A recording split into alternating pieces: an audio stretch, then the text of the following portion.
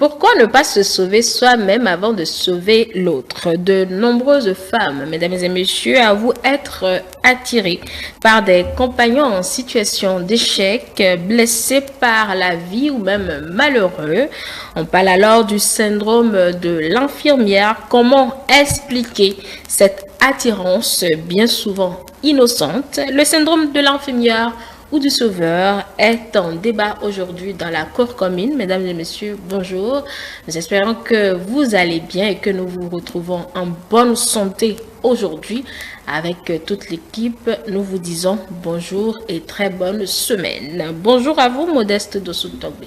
Bonjour Zé Tomoula et bonjour téléspectateurs. J'espère que vous n'êtes pas encore atteinte du syndrome de l'infirmière. Bon. Non, pas vraiment. Non, mais est-ce que ça voit même? La femme, on sait que bon, c'est le sexe le plus attentionné, qui cherche toujours à plaire à l'autre, toujours aux petits soins, voilà, comme vous le dites si bien. Donc, on ne sait pas. Peut-être qu'on se fera, on ira consulter, puisque c'est le travail du psychologue convié à cette tâche aujourd'hui. Il va nous diagnostiquer, enfin, il va nous faire la consultation d'abord pour nous rassurer que nous ne sommes pas concernés. Maintenant, si c'est que nous sommes dans le mal et bien, il va nous appliquer les traitements adéquats. Alors, Modeste, comment vous allez aujourd'hui?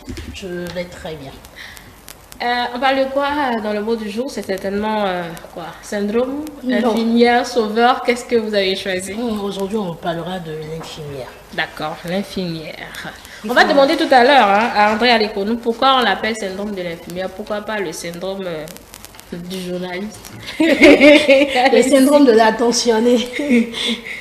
Alors, André Tobola, il faut dire qu'infirmière s'écrit déjà I-N-F-I-R-M-I, E accent grave, R-E. Infirmière qui est un nom.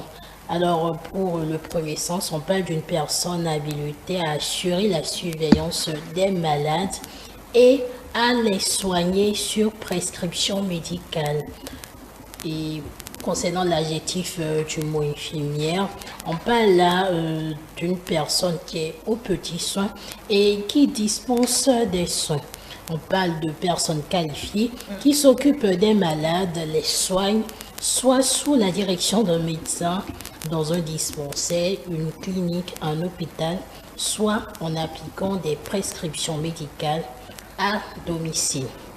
Et deux citations pour finir avec le mot du jour. La première citation de Virginia Anderson qui nous dit « L'infirmière est temporairement la conscience de l'inconscient, la joie de vivre du suicidaire, la jambe de l'amputé, les yeux du nouvel aveugle, un moyen de locomotion pour le nouveau-né, sa voix et une confiance pour la jeune maman, une voix pour ceux qui sont trop faibles pour parler. » La deuxième citation, toujours de Virginia, qui nous dit « Reconnaître les problèmes des gens, tout physique que psychologique et social, puis aider ces personnes à les surmonter, tel est et fut plus ou moins l'objectif des soins infirmiers dans le monde. » D'accord.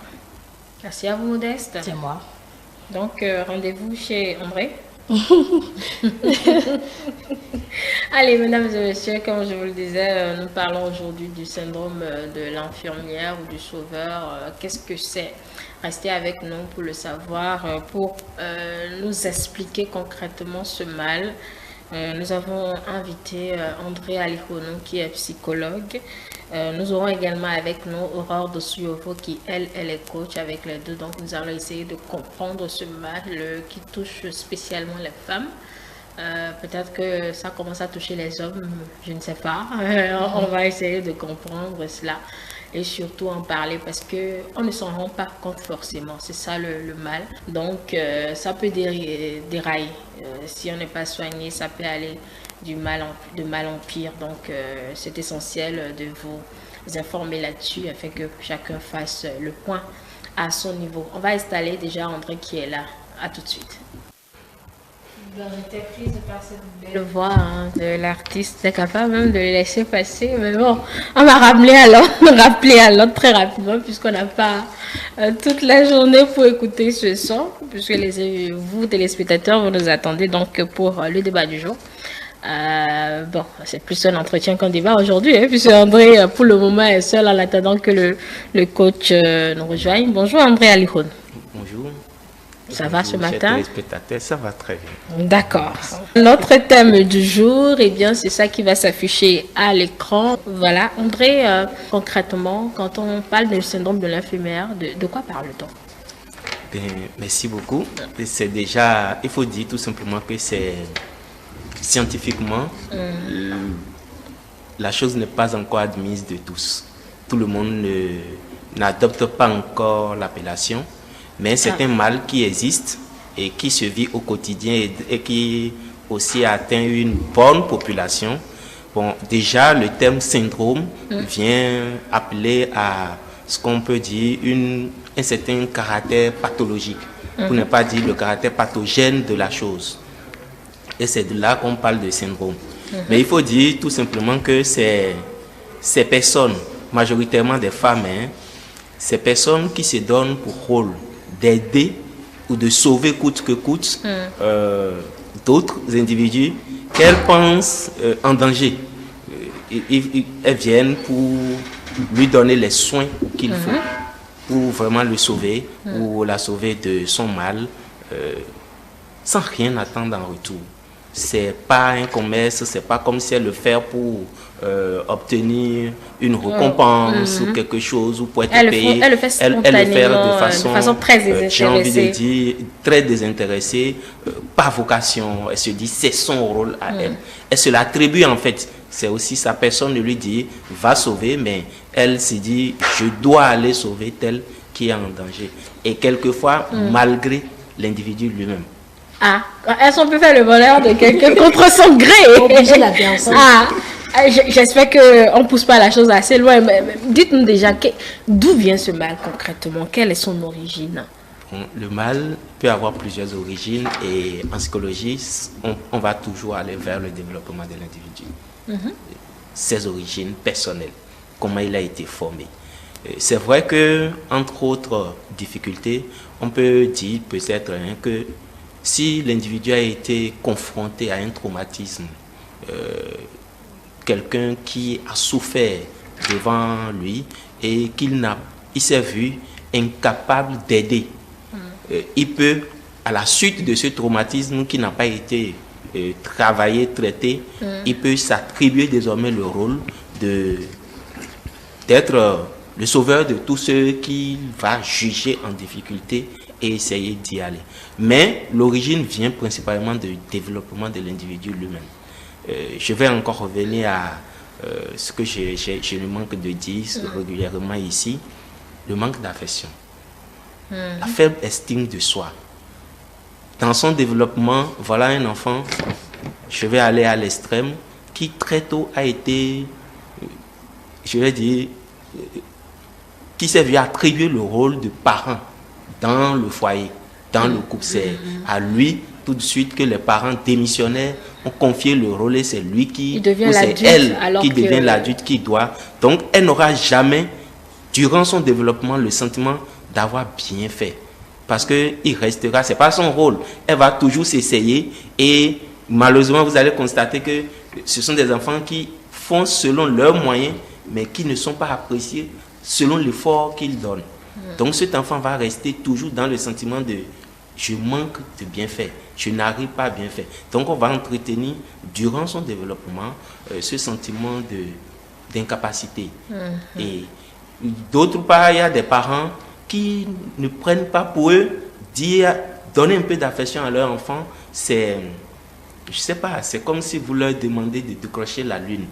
Donc, ce manque d'affection qu'on exprime, les parents privent leur qui pensent que c'est en d'affection. étant très dur, très rigoureux, en ne montrant aucune émotion à l'enfant que voilà, on est en train de lui apprendre à affronter les difficultés de la vie.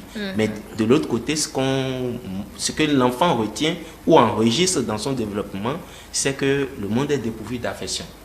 Et donc, si le monde est dépourvu d'affection, une fois grand, il faut que je répare ce tort-là. Donc, toutes les personnes qui vont croiser sa route ou qu'elle va identifier comme manquant d'affection, elle va se donner pour rôle de pouvoir D'en leur donner. combler, de donner toute l'affection, au détriment de elles-mêmes, de leur donner tout ce qu'il faut comme affection pour réparer cela. Donc voilà un peu l'origine. On va chercher dans le développement la personnalité de l'individu, mais c'est aussi dans son environnement, comment il a été élevé, comment il a grandi et dans quelles conditions réellement. D'accord. Avant de vous relancer, je vais présenter Madame Aurore de Suyevo qui nous a rejoint en temps. Bonjour Madame de Suyevo. Bonjour, madame. Merci de nous rejoindre ce matin sur la thématique du syndrome de l'infirmière et du sauveur. On parle de développement personnel, le manque d'affection, etc. Est-ce que cela peut s'expliquer, manquer d'affection jusqu'à en donner en excès et en devenir même malade? Oui, ça peut s'expliquer. Parce que le fait déjà de vouloir aider, c'est comme en réalité chercher à s'aider soi-même. Parce qu'il n'y a que celui qui ressent ou qui comprend qu'il y a un vide possible qui peut essayer de l'apporter aux autres. Et en l'apportant, la personne peut se soigner en réalité. Dans un sens, c'est vrai que quand on parle de syndrome, c'est que la personne ne reçoit jamais assez. Même quand elle se met à donner ses aides à une multitude, elle ne se voit jamais assez confortée en elle-même. Donc, du coup, ça crée un certain déséquilibre permanent dans cette dernière qui se met dans cette affection, dans cette quête de donner de l'affection aux autres, de donner du soin. Mais l'inconvénient aussi, c'est que quelquefois, ça, c'est envahissant. Ça devient envahissant pour l'entourage, ça devient envahissant pour la personne qui en reçoit trop. Parce que les gens, généralement, ne perçoivent pas pourquoi il faut qu'elle m'aime autant, pourquoi il faut que... Vous risquez d'étouffer l'autre La personne, oui. Et le drame, c'est que vous ne le Je savez même pas. C'est un peu ça, enfin, c'est étouffant, mais bon, je sais pas. C'est comme ça, on se retrouve, bon, tu vois, une belle-mère qui donne un peu trop d'affection à son fils. Et voilà, la belle-fille vient. Et voilà, c'est la belle-mère qui veut toujours dire, non, fais ça comme ça, mon fils n'aime pas ceci, et ainsi de suite. Et finalement, ça casse même certains foyers parce que l'autre se voit trop une personne qui s'ingère un peu trop. Oui. Alors qu'au départ, c'est une personne qui veut quand même faire du bien. L'intention était bonne, enfin, Oui. au départ, mais ça devient vraiment envahissant à un moment donné. D'accord. Alors, pourquoi on l'appelle syndrome de l'infirmière, André? D'accord. Déjà, je vais aller sur le mot simple infirmière, comme Modeste a si bien défini ça. Là, oui.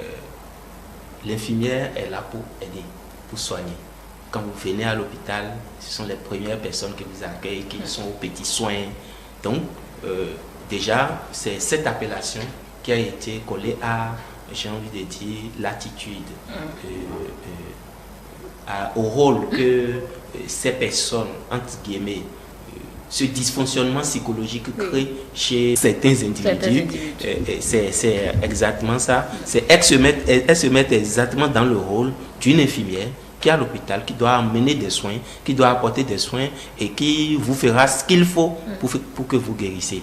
Et j'ai envie de faire une nuance. Ici, déjà, le syndrome du sauveur, c'est le contre-diagnostic. Ah, c'est différent, les deux. C'est différent. Ah, donc il y a syndrome de l'infirmière et il y a syndrome du sauveur. La différence, les deux sont exactement les mêmes choses. À la seule différence que le syndrome du sauveur n'est pas exclusivement, quand je dis exclusivement, c'est que le syndrome de l'infirmière, je vais peut-être revenir dessus tout à l'heure, atteint, je peux dire 95-98% de femmes. C'est majoritairement les femmes, mais le syndrome du sauveur, on peut trouver une bonne proportion d'hommes dedans. Pour la raison que la différence, c'est que les deux, le sauveur, il veut aider, mais lui, il n'aide pas gratuitement. Il n'aide pas parce que, voilà, il te voit en danger. Oui, tu es en danger, tout ça, les mêmes critères. Mais lui, quand il t'aide, c'est pour que demain, il ait un retour. Ne serait-ce que pour dire, c'est André qui l'a aidé à être, il a déjà sa récompense. Par contre, l'infirmière, elle veut même pas, elle va même aller interdire qu'on sache que c'est elle qui est en train de le faire. Donc, elle est capable de dire non, c'est pas elle en fait, elle ne veut aucune récompense. Mais l'autre, il veut ne serait-ce que la reconnaissance. Oui, la reconnaissance. Mais s'il y a possibilité de te positionner là pour que demain il ait des marchés facilement, il n'y a aucun souci. Qu'il ait possibilité de te positionner ou de t'aider pour que tu lui sois loyal à vie, il n'y a aucun souci. Donc, il y a quand même un gain derrière le syndrome de sauveur. Et l'autre chose que je voudrais qu'on nuance, c'est que il ne faut pas confondre toutes les générosités au syndrome de l'infirmière. Dans le couple, par exemple, on ne va pas traiter son épouse tout de suite qui est, entre guillemets, possessive, bon, elle est malade. Il faut, non, c'est pas encore ça le niveau. La générosité, j'ai envie de dire, le caractère maternel de la femme, faut pas commencer à partir d'aujourd'hui, parce qu'on a parlé de syndrome de l'infirmière, commencer par caractériser ça de syndrome de l'infirmière pour trouver que toutes les femmes sont malades. Non. Il suffit, ici, c'est quand l'individu, la personne qui aide, est dans le déni, ne reconnaît pas qu'elle est en train d'envahir l'autre, et qu'elle se détruit elle-même, elle ne voit plus elle-même ses problèmes, mais elle veut toujours apporter de l'aide aux autres alors qu'elle-même elle en a. Donc au détriment de ses propres problèmes, de sa propre liberté, de sa propre joie, elle va aller vouloir combler l'autre qui peut-être n'a pas besoin de l'aide qu'elle est en train d'apporter en ce moment. Donc c'est ce niveau, quand il y a déni, quand l'individu ne reconnaît plus le problème, ne voit plus que voilà, il y a un problème, et c'est là que l'individu, pour ne pas dire la personne qui est en train d'aider, se met dans un cercle de déception, de rejet. Souvenez-vous, au départ, je parlais de manque d'affection, d'une sorte de non-reconnaissance de ce qu'on est. Donc, lorsque vous êtes en train d'apporter et que ce n'est pas l'aide que je veux que vous m'apportez, je vais pas vous n'allez pas avoir le retour comme vous le voulez. Et donc, je vais commencer par exprimer d'une certaine manière, peut-être avec beaucoup d'éducation, très poliment, un certain recul par rapport à ce que vous m'apportez. Et celle qui apporte, elle ne va pas bien entendre cela. Donc elle va commencer par se dire, mais qu'est-ce que je fais de mal? Elle va doubler encore d'efforts jusqu'à ce qu'on la rejette peut-être violemment. Mais ça n'empêche pas, lorsqu'elle sera rejetée chez X, qu'elle va trouver Y, qu'elle se donne encore ce rôle et qu'elle se mette dedans. Donc il y a ce problème-là. Lorsque ça vient à ce niveau, là on dit qu'il y a problème. Ça ne s'arrête jamais chez ces personnes-là? Tant qu'elle n'est pas prise en charge, et tant que autour d'elle, vous n'allez pas dire à une infirmière qui est dans sa clinique que... dans sa tête surtout, dans sa clinique, dans sa tête, oui, c'est important de le préciser. Il y a des malades qui sont là et elle n'a qu'à se reposer pour dire « je ne soigne pas ». Non, si tant qu'il y a des malades, l'infirmière est disponible et soigne. D'accord. Vous allez aborder le diagnostic avec Modeste? Oui, déjà, je pense qu'il faut encore revenir en arrière. Est-ce que, c'est vrai, vous avez dit que la personne ne se rend forcément pas compte qu'elle a ce syndrome, mais comment savoir que j'ai ce syndrome et je ne sais pas comment les caractères, est-ce que je pourrais moi-même, si j'ai ce syndrome, identifier ces caractères et me dire, mais je vais me faire guérir après? Je vais peut-être vous demander... on va aller simplement terre à terre. On va aller terre à terre. Est-ce que vous êtes un peu comme les mâts qui attirent que des mauvais garçons? Non. Des garçons à problème. Pas des mots. Bon, quand je dis mauvais garçons, ne voyez pas des garçons à problème. Et quand vous êtes dans votre relation d'amitié ou de couple, ça peut être aussi d'amitié ou de couple, ça peut être même dans le milieu professionnel. C'est vous qui voulez aider ci, qui voulez apporter la solution à ci, mais vous ne voyez que, vous n'avez d'intérêt que pour ceux qui, pour vous, ont un problème. Et quel que soit le problème de la personne, vous devez lui trouver solution. C'est à vous de lui trouver solution, même si la personne ne vous a pas demandé d'aide. Je prends le cadre professionnel. Un collègue qui en a marre pour un jour vient et a envie de s'exprimer ou d'extérioriser sa douleur, c'est vous qui êtes dans le sillage et puis bon, le collègue, pour les circonstances ou l'environnement, vous livre un peu quelques difficultés. Demain, le lendemain, bon, c'est vous qui trouvez l'alchimie de l'approcher, de revenir sur le problème, de savoir comment ça va, comment est-ce que vous pouvez l'aider, va vers ci, va faire ça, et c'est comme ça, vous rentrez dans votre rôle, vous commencez par lui apporter les solutions qu'il faut et jusqu'à découvrir d'autres, etc., etc. Donc, c'est juste pour dire, il n'y a pas à dire que vous allez avoir insomnie, vous allez avoir si vous allez... Tout ça, ça va être des conséquences de l'investissement que vous allez faire.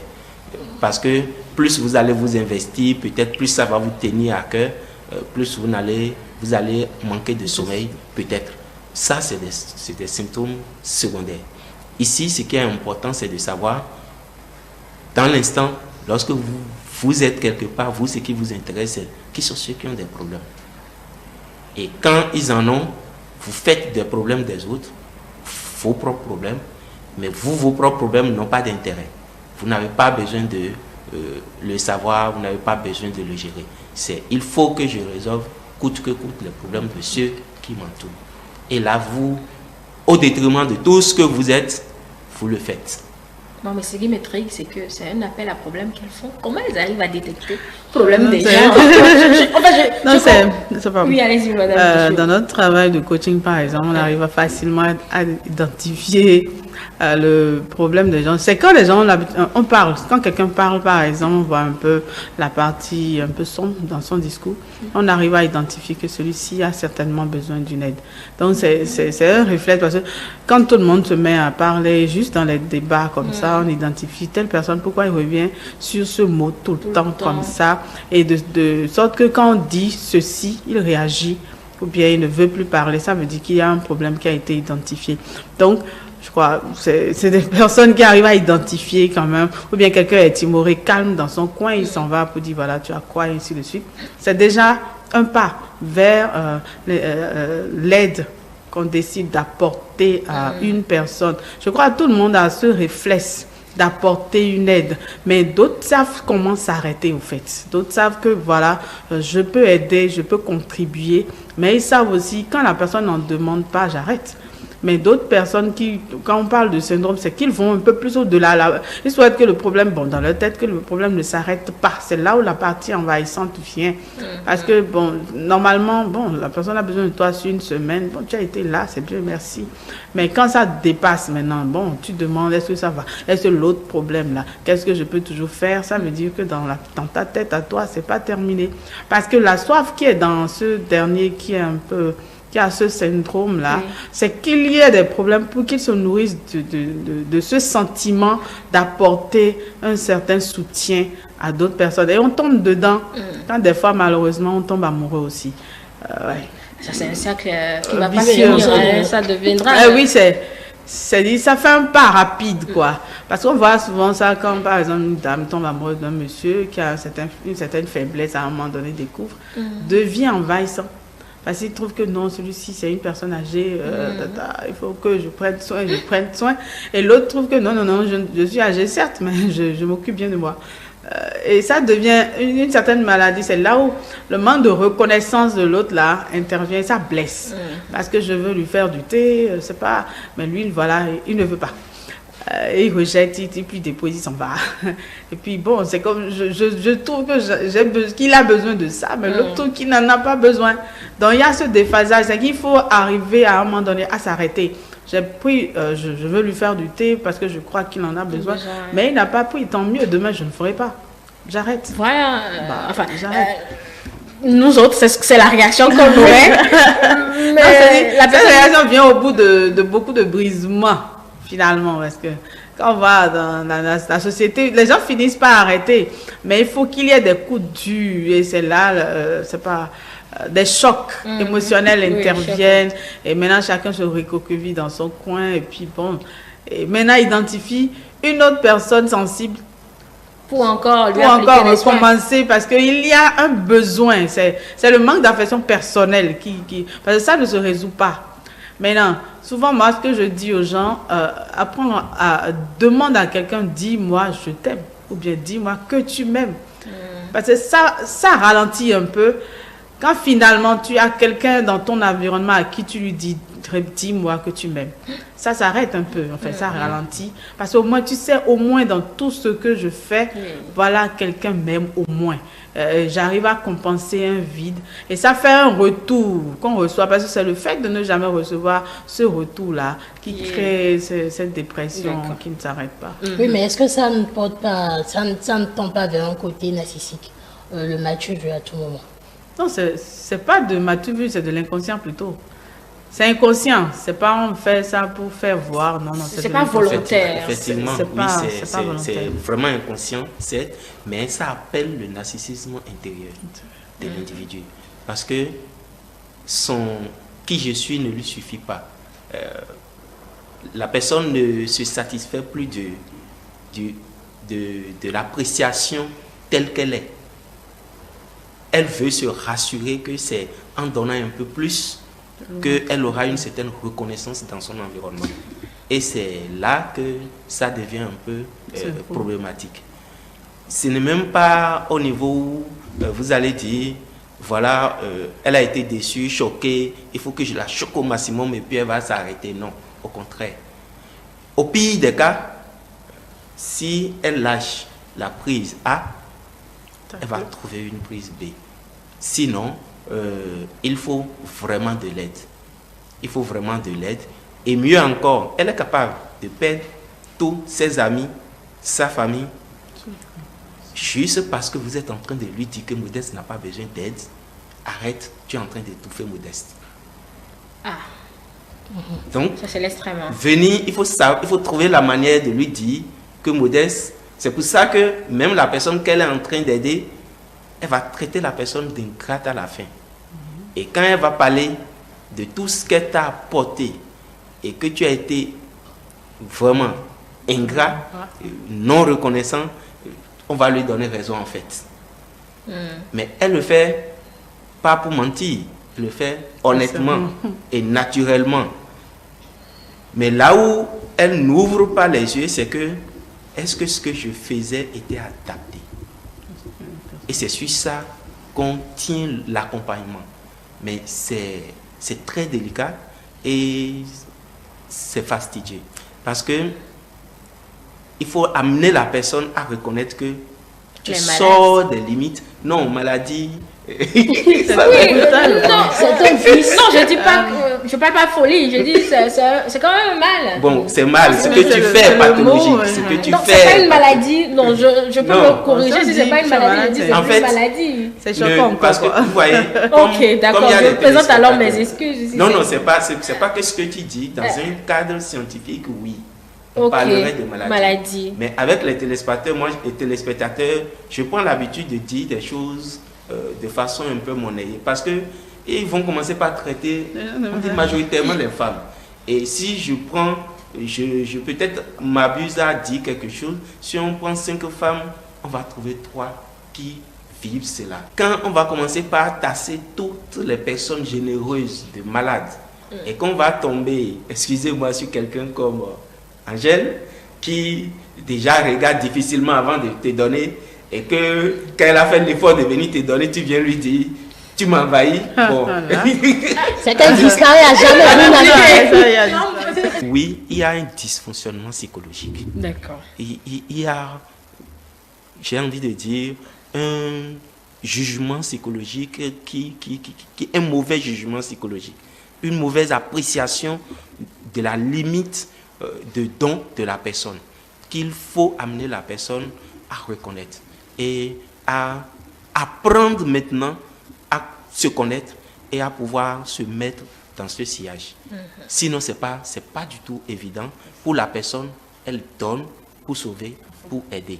Et au pire des cas, sa conclusion serait, si Modeste fait le malin alors qu'elle en a besoin, elle n'a qu'à aller mourir avec son problème. Je vais aider André avec. Et elle aurait raison. Et tout de suite, quand elle va venir chez André, qui était dans le problème, au début, c'est toujours bien apprécié. Oui, c'est la personne qu'il faut. Voilà, on a ce besoin-là. C'est avec le temps qu'elle devient envahissante parce qu'elle-même ne se rend pas compte que je ne peux pas sauver, je ne peux sauver personne. Je ne peux que me sauver moi-même. Donc, ce que moi je peux faire, c'est de me sauver. Les autres, je serai là pour.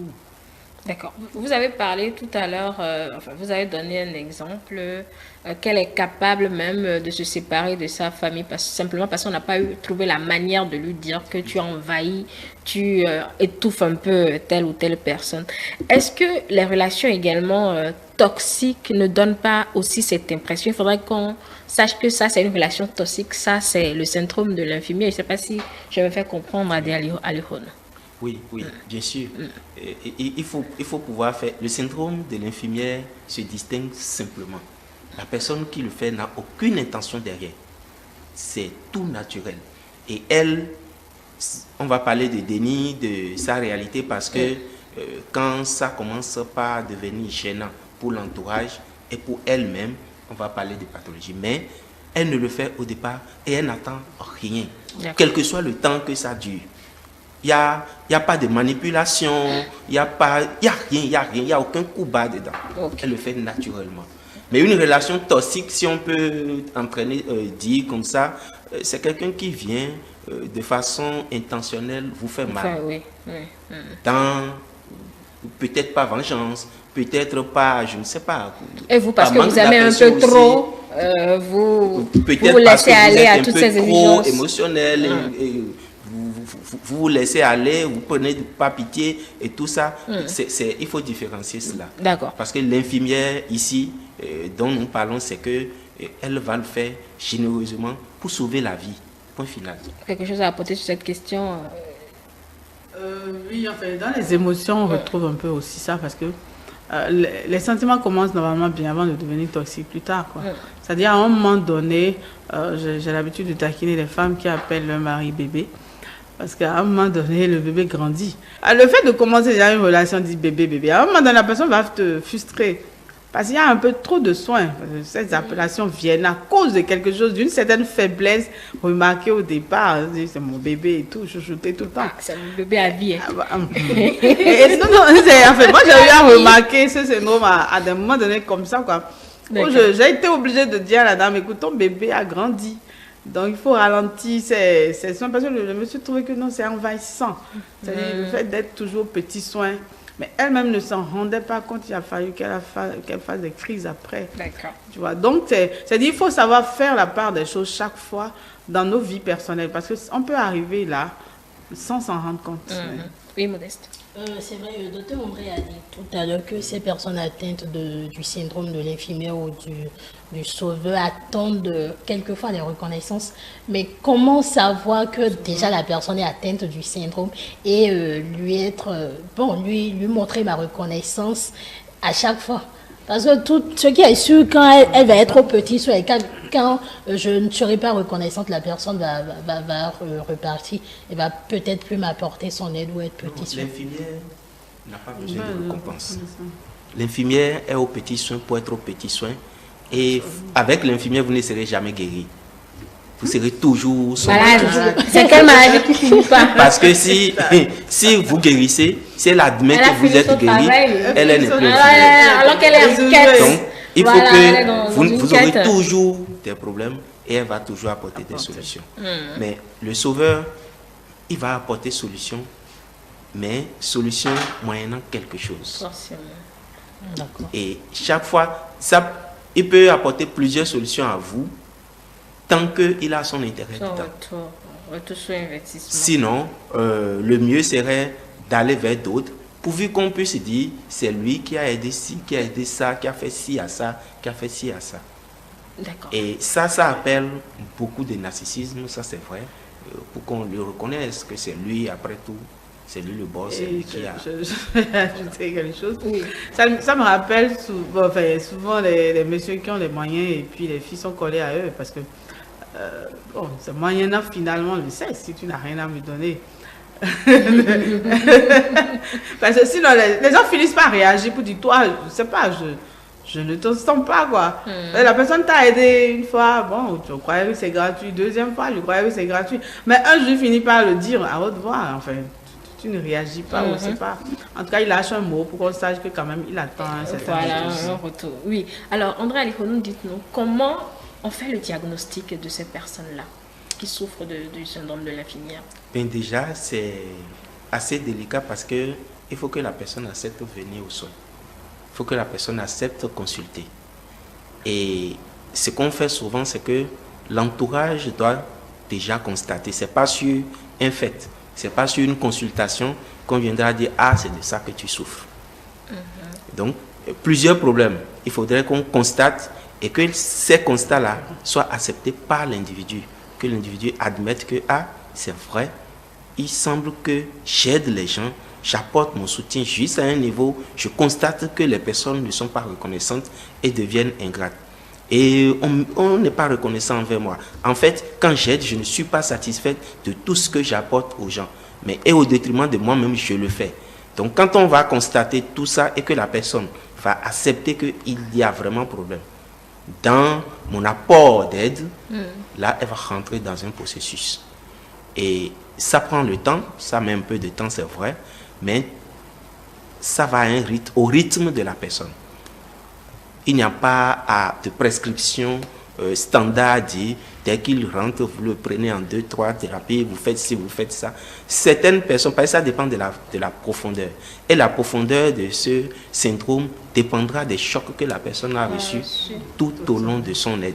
Donc, certaines personnes qui sont à un niveau moins grave, juste avec prise de conscience d'une amie, d'un conjoint, d'un parent, sur une période bien donnée, qui l'accompagne et qui est vigilant sur ses dons, sa générosité, peut l'aider à se retrouver. Genre, voilà quelqu'un de sûr, ami, confiance, il veut faire ci, dit non, non, modeste, je te l'interdis, tu ne le fais pas. Il n'en a pas besoin jusqu'à ce niveau. Tu n'as pas besoin de lui donner autant. Et qu'il t'écoute, qu'il ne le fait pas, et qu'il ait, j'ai envie de dire, l'honnêteté de te dire, c'est vrai que si tu ne l'avais pas dit, j'aurais fait ci, j'aurais fait ça. Qu'il ait l'honnêteté de te dire, bon, si je sors de la messe, je vais aller voir comment va Angèle, et que tu lui dises, non, non, tu étais chez Angèle hier, il faut la laisser se reposer aujourd'hui. Qu'elle puisse comprendre et qu'elle trouve d'autres sources, j'ai envie de dire, d'autres activités d'épanouissement, d'autres occupations personnelles. Et c'est aussi ça, il faut l'inscrire dans des activités personnelles, d'éducation, pardon, d'épanouissement personnel pour quand même s'épanouir, pour commencer par apprécier elle-même qui elle est et tout ce qu'elle a de riche et découvrir ses propres problèmes et commencer par essayer de sortir de là. Donc quand vous aidez, on peut le faire comme ça. Maintenant, si d'autres personnes suivant les chocs qu'ils ont reçus, ont connu beaucoup d'autres difficultés, c'est-à-dire il y a eu d'autres affections, pathologies qui se sont greffées dessus. Parce que selon la personnalité de l'individu, il peut y avoir tentative de suicide. Je suis en train d'aider. Dans le cadre où on est rentré dans une relation, j'ai envie de dire amoureuse, où elle a vu l'individu, comme vous aimez bien le dire, les femmes, je l'ai ramassé. C'est les femmes, ce sont les femmes qui le disent. Les hommes aussi le disent. Quand elle a eu l'impression de l'avoir ramassé et vraiment modélé, comme il le fallait, jusqu'à ce que maintenant le monsieur se croit arrivé, alors qu'il est juste en train de lui dire, maintenant parlons d'égal à égal, je ne suis plus le malade. Je suis guéri, mais qu'elle ne veut pas comprendre et qu'elle voit tout ce qu'elle a fourni pour qu'il soit à ce niveau. Vous voyez, dans cette relation, il va commencer par avoir, pour lui, il va commencer par sortir de cette relation. Donc, avoir d'autres relations dehors. J'ai envie de dire, ça peut être même avec des amis, avec la famille, ou avec des conjoints, ou avec, je dis conjoints, avec des collègues, mais elle peut prendre ça mal. Comme... Et selon la fragilité de sa personnalité, si elle est un peu histrionique, elle va dire, bon voilà, il faut que je me mette un peu en scène pour qu'il comprenne. Et quand elle va vouloir faire un peu de scène, s'il n'est pas aussi attentif, pour attirer son attention davantage, elle est capable d'aller jusqu'à l'extrême. Et entre autres extrêmes, si en tentant de mettre fin à ma vie, peut attirer son attention, enfin, je vais essayer. Bon, Oh là si là. vous essayez que c'est le coup fatal, donc C'est on que- peut arriver jusqu'à ce niveau, suivant le choc de rejet qu'on ait reçu. Donc là, il faut faire attention. C'est pour ça aussi, quand l'individu, quand je disais tout à l'heure, il faut savoir en parler autour, il faut trouver les mots, il faut savoir trouver les mots, parce que la personne qui souffre, c'est à elle qu'il faut faire très très attention. C'est l'infirmière, c'est à l'infirmière, c'est sur En fait, l'infirmière c'est son l'infirmière qui a conséquence. besoin de soins en De soins. réalité. Donc c'est envers l'infirmière qu'il faut faire attention. Parce que en fait, le syndrome de l'infirmière, c'est voilà le malade, l'infirmière veut aider le malade. Mais vous allez vous acharner sur elle. Parce que c'est elle qui est en train d'apporter quelque chose. En fait, c'est elle qui est bien portante, qui soigne. Et or, c'est le soignant ici qui est Qui est malade. le malade. Donc, c'est vers le soignant qu'il faut trouver les mots qu'il faut et en mettant en contribution le malade en question. D'accord. Pour que le rejet soit amorti et qu'elle puisse l'encaisser et que petitement, elle puisse trouver d'autres solutions, qu'elle puisse trouver une porte de sortie. D'accord. Vous avez déjà diagnostiqué ce mal chez quelqu'un? Bien sûr. Ah, d'accord. C'est la personne même qui est venue vers vous ou bien c'est son entourage? Non, on veut savoir pour Non. dire aux téléspectateurs qu'on ne Oui, l'invente pas, que ça Et- existe. Il faudrait Ça- faire non, non, attention ça à notre existe. entourage. Ça existe et on en est souvent victime. J'ai envie de dire, les personnes qui en souffrent, vous l'aviez dit plusieurs fois au début, ne reconnaissent même pas qu'elles sont en train de souffrir de cela. Parce qu'elles sont dans une logique. Donc ça existe bel et bien. Et rarement, elles vont venir consulter pour ça. Elles viennent pour un autre mal. Elles vont venir pour autre chose. Et mieux encore, on le découvre souvent dans les relations interpersonnelles. Parce que il y a un fort déni dans ce syndrome, si bien que les individus ne se rendent... il n'y a pas de maladie en fait. Ils se disent, elles ne se voient pas, ne se découvrent pas malades pour aller consulter. Et C'est pas comme je maladie l'ai qui dit- pour prendre médicaments. Voilà. Ou bien médicaments là, non, c'est pour guérir. guérir, mais c'est acceptation de soi déjà, comprendre qu'on s'aime, en tout cas donner l'affection. Donc, comme je le disais, c'est pas une maladie pour avaler forcément des Non, cachets. non, pas du tout. C'est un trouble de comportement, c'est un dysfonctionnement psychologique, comme on le dit. Il y a juste que vous débordez. C'est pas comme si vous avez un mauvais comportement. Vous débordez dans certaines actions, certaines interventions. Donc, on va vous apprendre limite garder, tout simplement. C'est aussi simple que ça, mais c'est compliqué dans la mesure où on parle d'estime de soi. On parle d'identité personnelle. Personnelle. Donc, la personne qui s'est pendant 15 ans, 10 ans, 20 ans reconnue en tant que sauveur de tout le monde, et vous venez lui dire du jour au lendemain, il y a problème, il faut qu'on t'aide, il faut vraiment beaucoup de patience pour que la personne intègre que, en fait, quand je fais le point, toutes ces personnes, je n'ai sauvé personne. D'accord. Et quel est cet accompagnement que vous appliquez à ces personnes chez qui vous diagnostiquez ce trouble? Elle est purement psychothérapeutique. Elle est purement psychothérapeutique. Ça va faire appel à un accompagnement psychiatrique si éventuellement d'autres symptômes, j'ai envie de dire, affections sont venues se greffer Là-dessus. entre-temps. Un peu comme s'il y a d'autres douleurs, migraines, insomnie et autres, on pourrait dire qu'on va lui apporter un peu d'aide médicamenteuse pour traiter un peu certaines choses. Mais elle est purement psychothérapeutique dans la mesure où on va intégrer tout son environnement.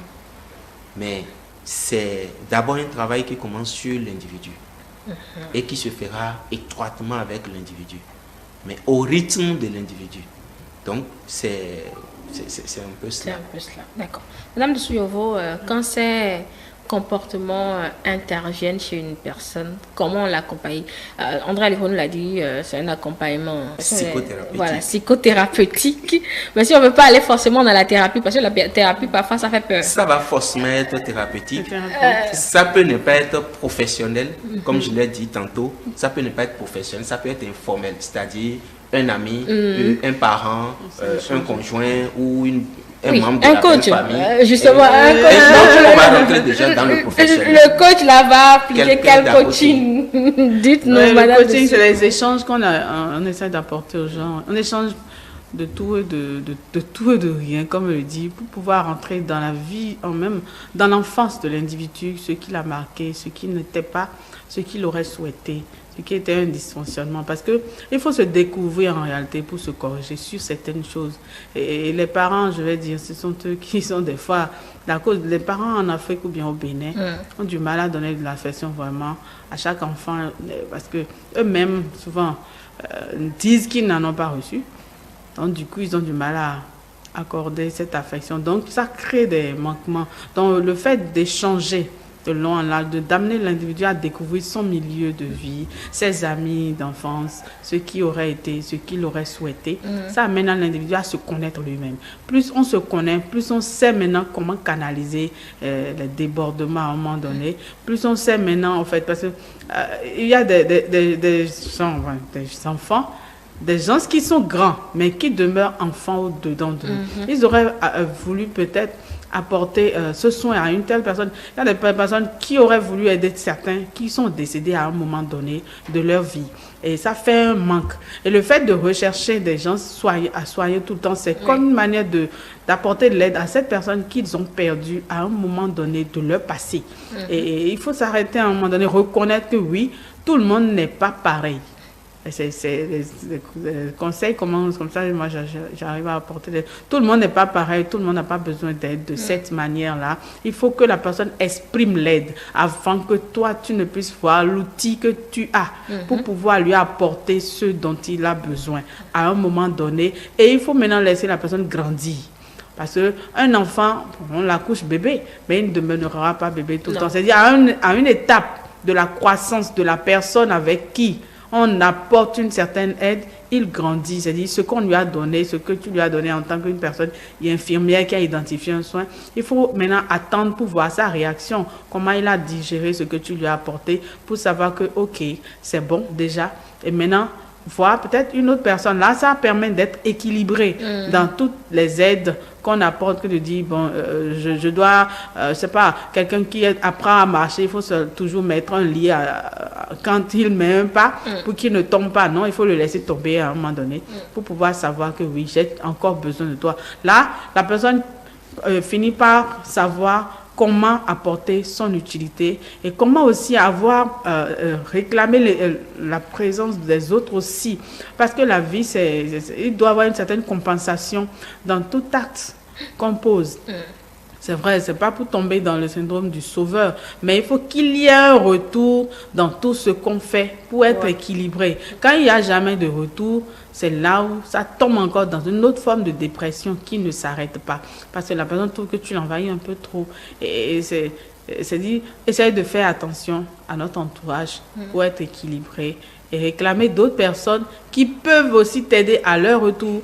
Se donner d'autres amis qui t'aident à leur retour, parce que tu ne peux pas aider sans que quelqu'un aussi ne t'aide à un moment donné de ta vie. Ça va créer une forme de dépression. Donc, créer un environnement identifié autour de soi, des gens à qui aussi, toi aussi, tu peux te confier dans des choses simples, dans des choses banales.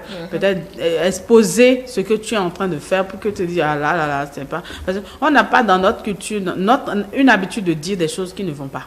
C'est pourquoi on n'a pas le réflexe d'aller chez le psychologue. C'est comme un père qui disait à sa femme la dernière fois, écoute, tu n'as jamais vu un Africain aller chez le psychologue, parce que les enfants, il y a de ces comportements.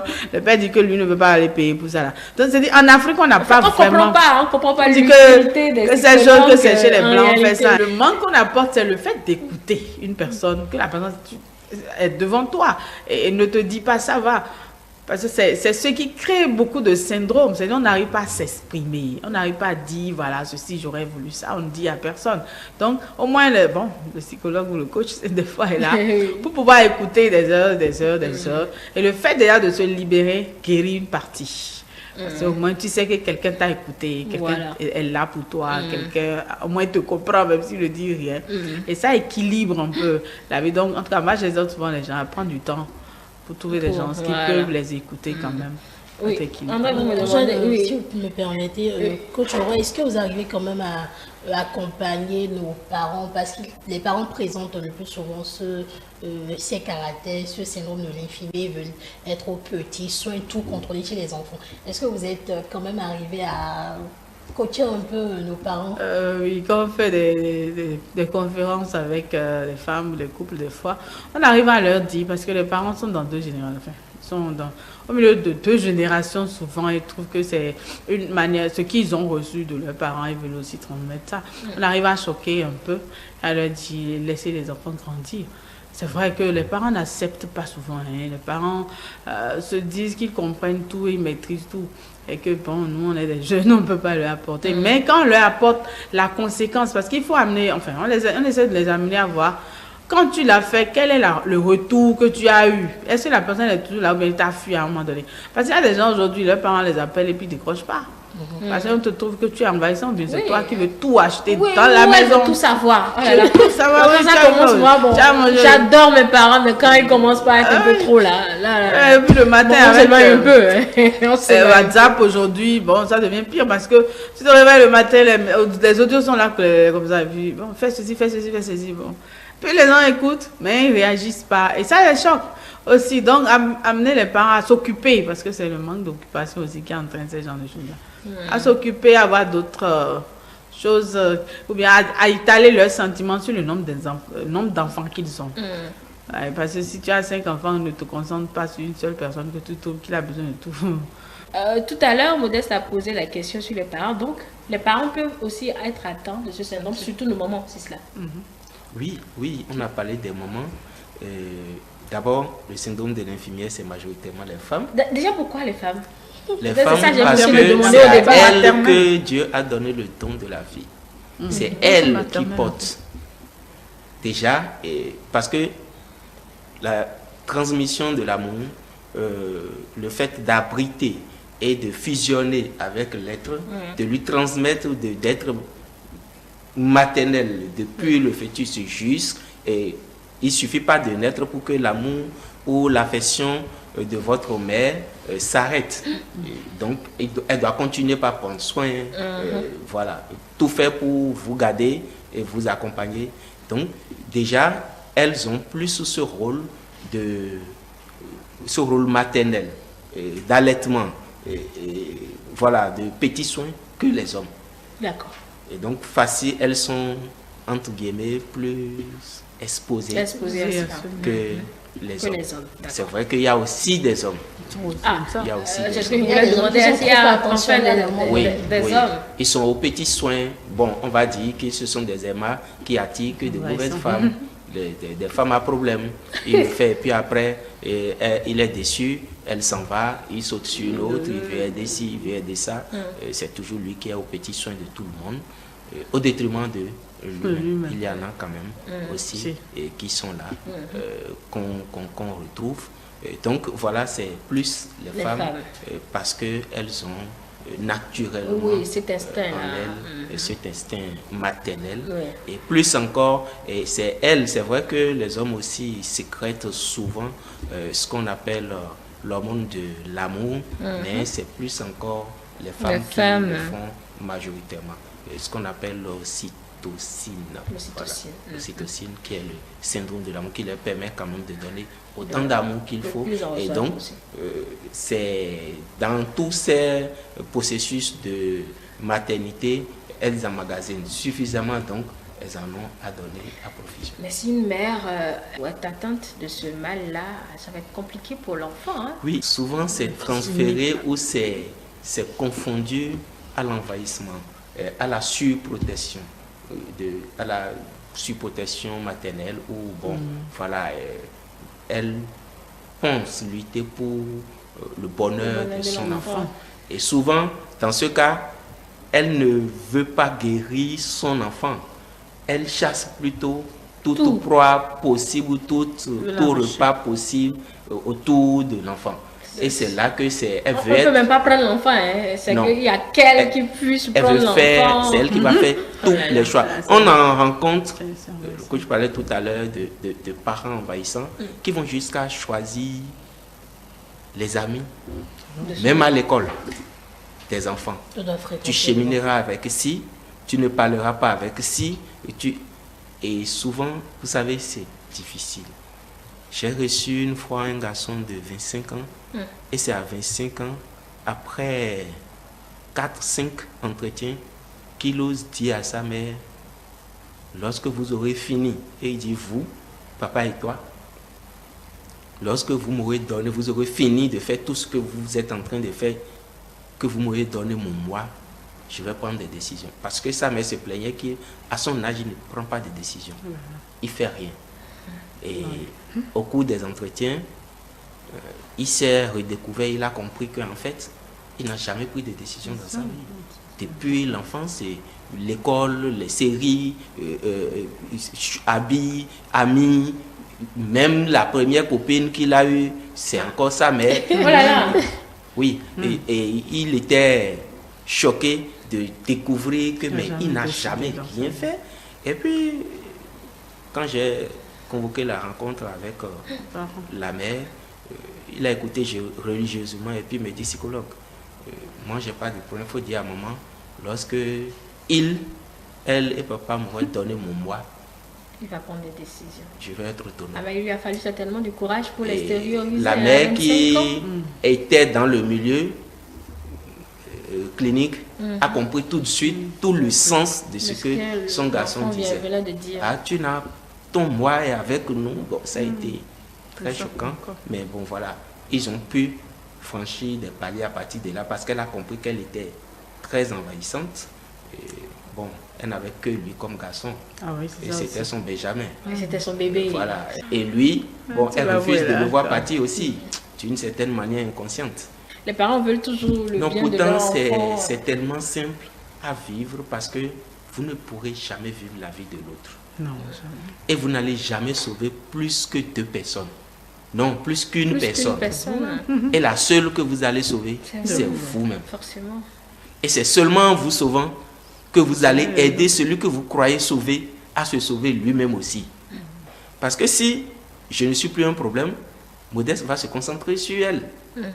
Je ne sais pas si on se comprend. Bien sûr, Mais bien tant sûr. que mon maman sera pour moi un problème, ça fait du temps à gaspiller pour l'aider alors que je ne vais jamais réussir à la sortir de là. Donc il faudrait qu'elle prenne conscience. Et là, on en vient au syndrome. Comment Oui. on en guérit réellement? Voilà. C'est que tant que l'individu ne prend pas conscience, quel que soit le thérapeute que vous êtes, quel que soit l'ami, tout ce que vous faites, ça ne va pas marcher. Il faut qu'elle prenne conscience et qu'elle prenne la décision de guérir. Donc, notre travail sera de lui montrer ce qu'il y a, de lui exposer, d'expliquer avec les mots qu'il faut. C'est pour ça que j'ai dit qu'il faut savoir choisir les mots, d'expliquer avec les mots qu'il faut pour que la personne prenne conscience que, attention, il y a un problème. Et à partir de là, il faut que je fasse quelque chose. Parce que personne ne viendra faire à ma place. Et dès ce moment maintenant, la personne peut venir vers vous dire, ah, mais dans ça, comment est-ce que tu penses que je peux faire? Contre son gré, peut-être, ton conseil n'y va pas, ça va être difficile. Il va peut-être respecter une fois sur 2, il va avoir des rechutes, mais il faut être aussi patient pour l'accompagner. Parce que tout ce que vous allez lui dire, c'est aussi ça. Il faut comprendre que vous allez dire, mais c'est elle qui prend la décision de faire. Donc, ce n'est pas vous qui agissez. Ce n'est pas parce que vous avez dit ne donne pas qu'elle doit forcément ne pas donner. Vous pouvez dire ne donne rien. Elle a prévu de donner 100 000. Vous avez dit ne donne rien. C'est déjà extrême. Elle donne 40. Et vous, à vous de comprendre que vous aviez fait un pas de géant. De 100, elle est venue à 40. Donc, prochainement, peut-être elle va donner 10. Mais si vous vous emportez pour ça, j'ai dit non et pourtant tu ne me fais pas confiance. Donc c'est pour ça qu'il faut savoir les mots qu'il faut choisir et trouver le moyen de vraiment aller au rythme de l'individu, de la personne et l'aider vraiment à décider d'agir.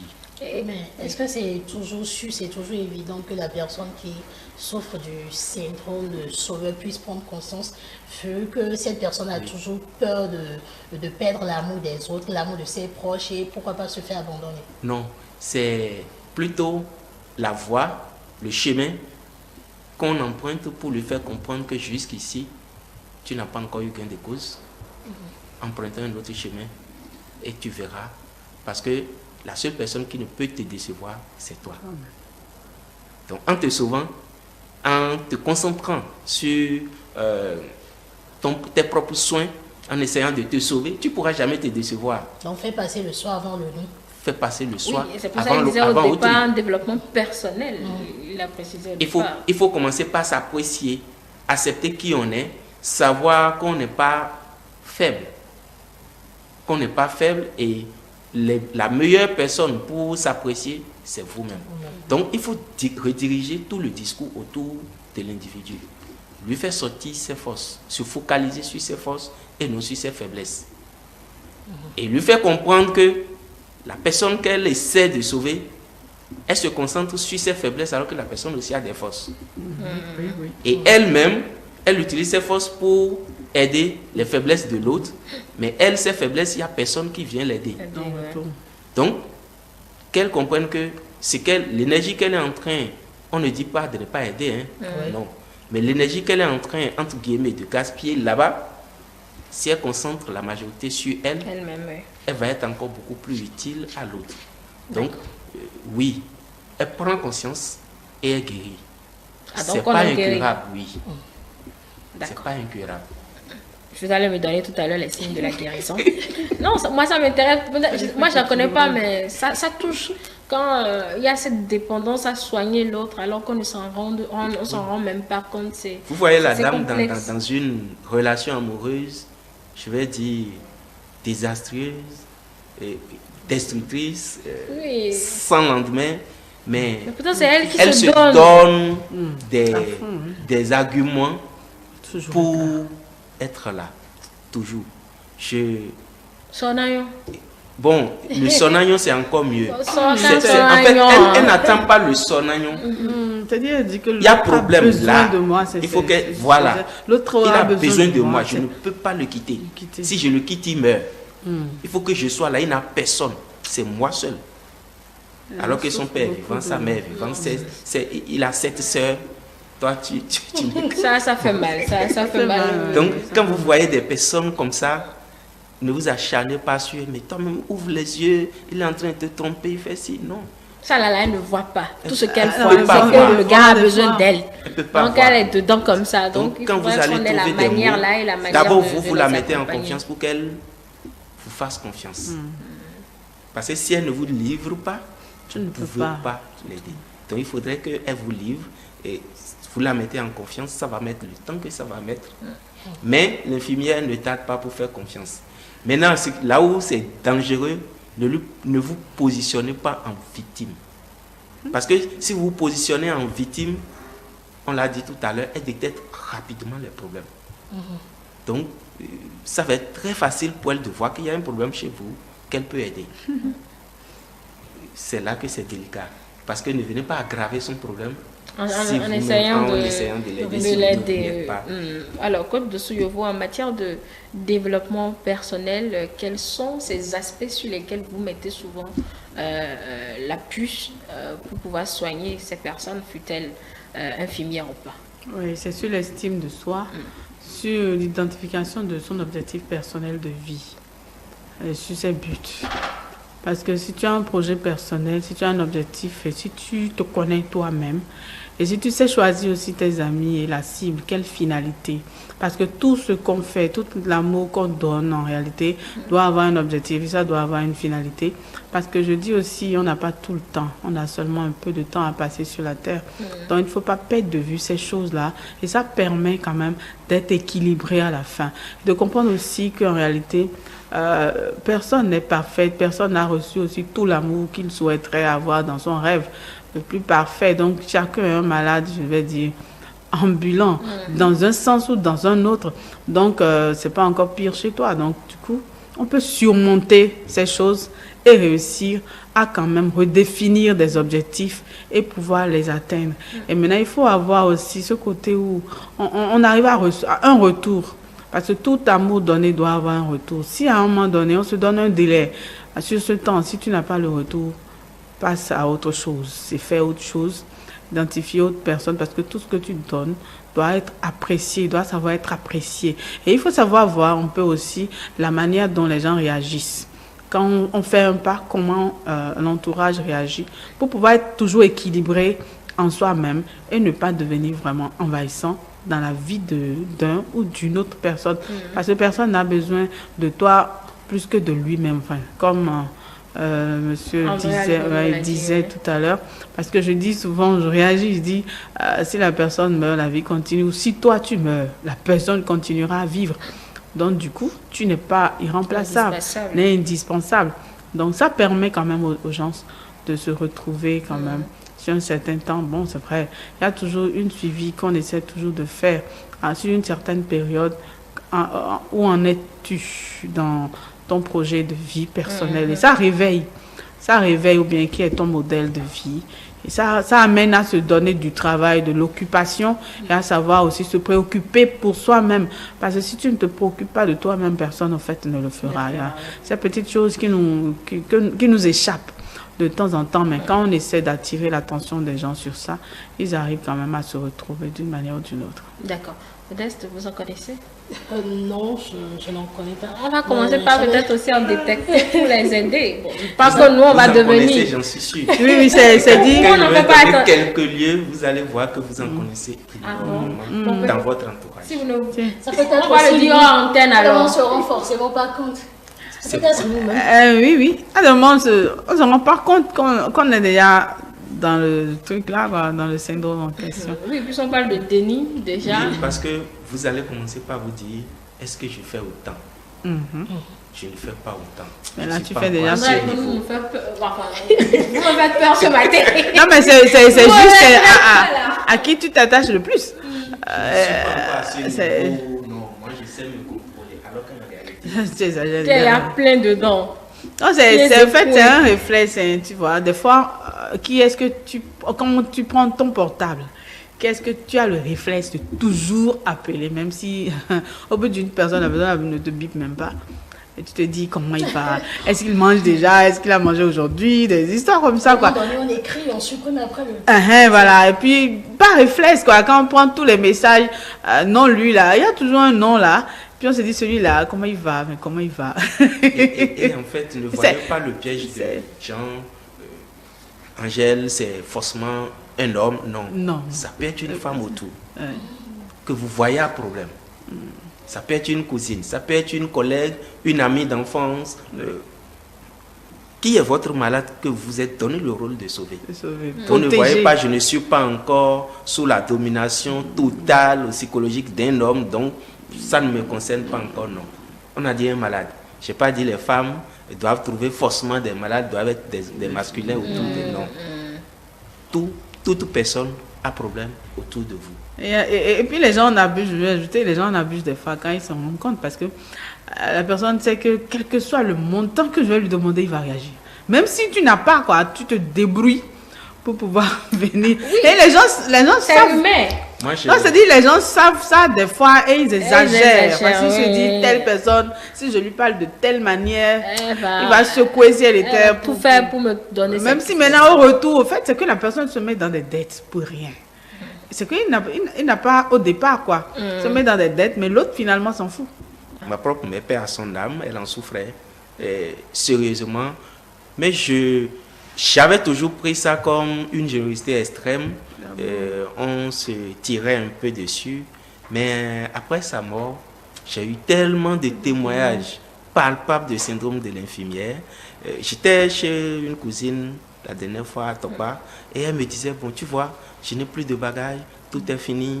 Si maman était vivante là, quand j'ai besoin tout de suite, elle va courir. Alors que c'est la personne qui, pour s'approvisionner elle-même, c'est problème, quoi.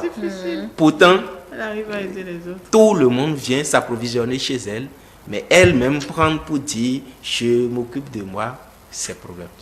Donc c'est un peu ça, on est dans ça sans le savoir.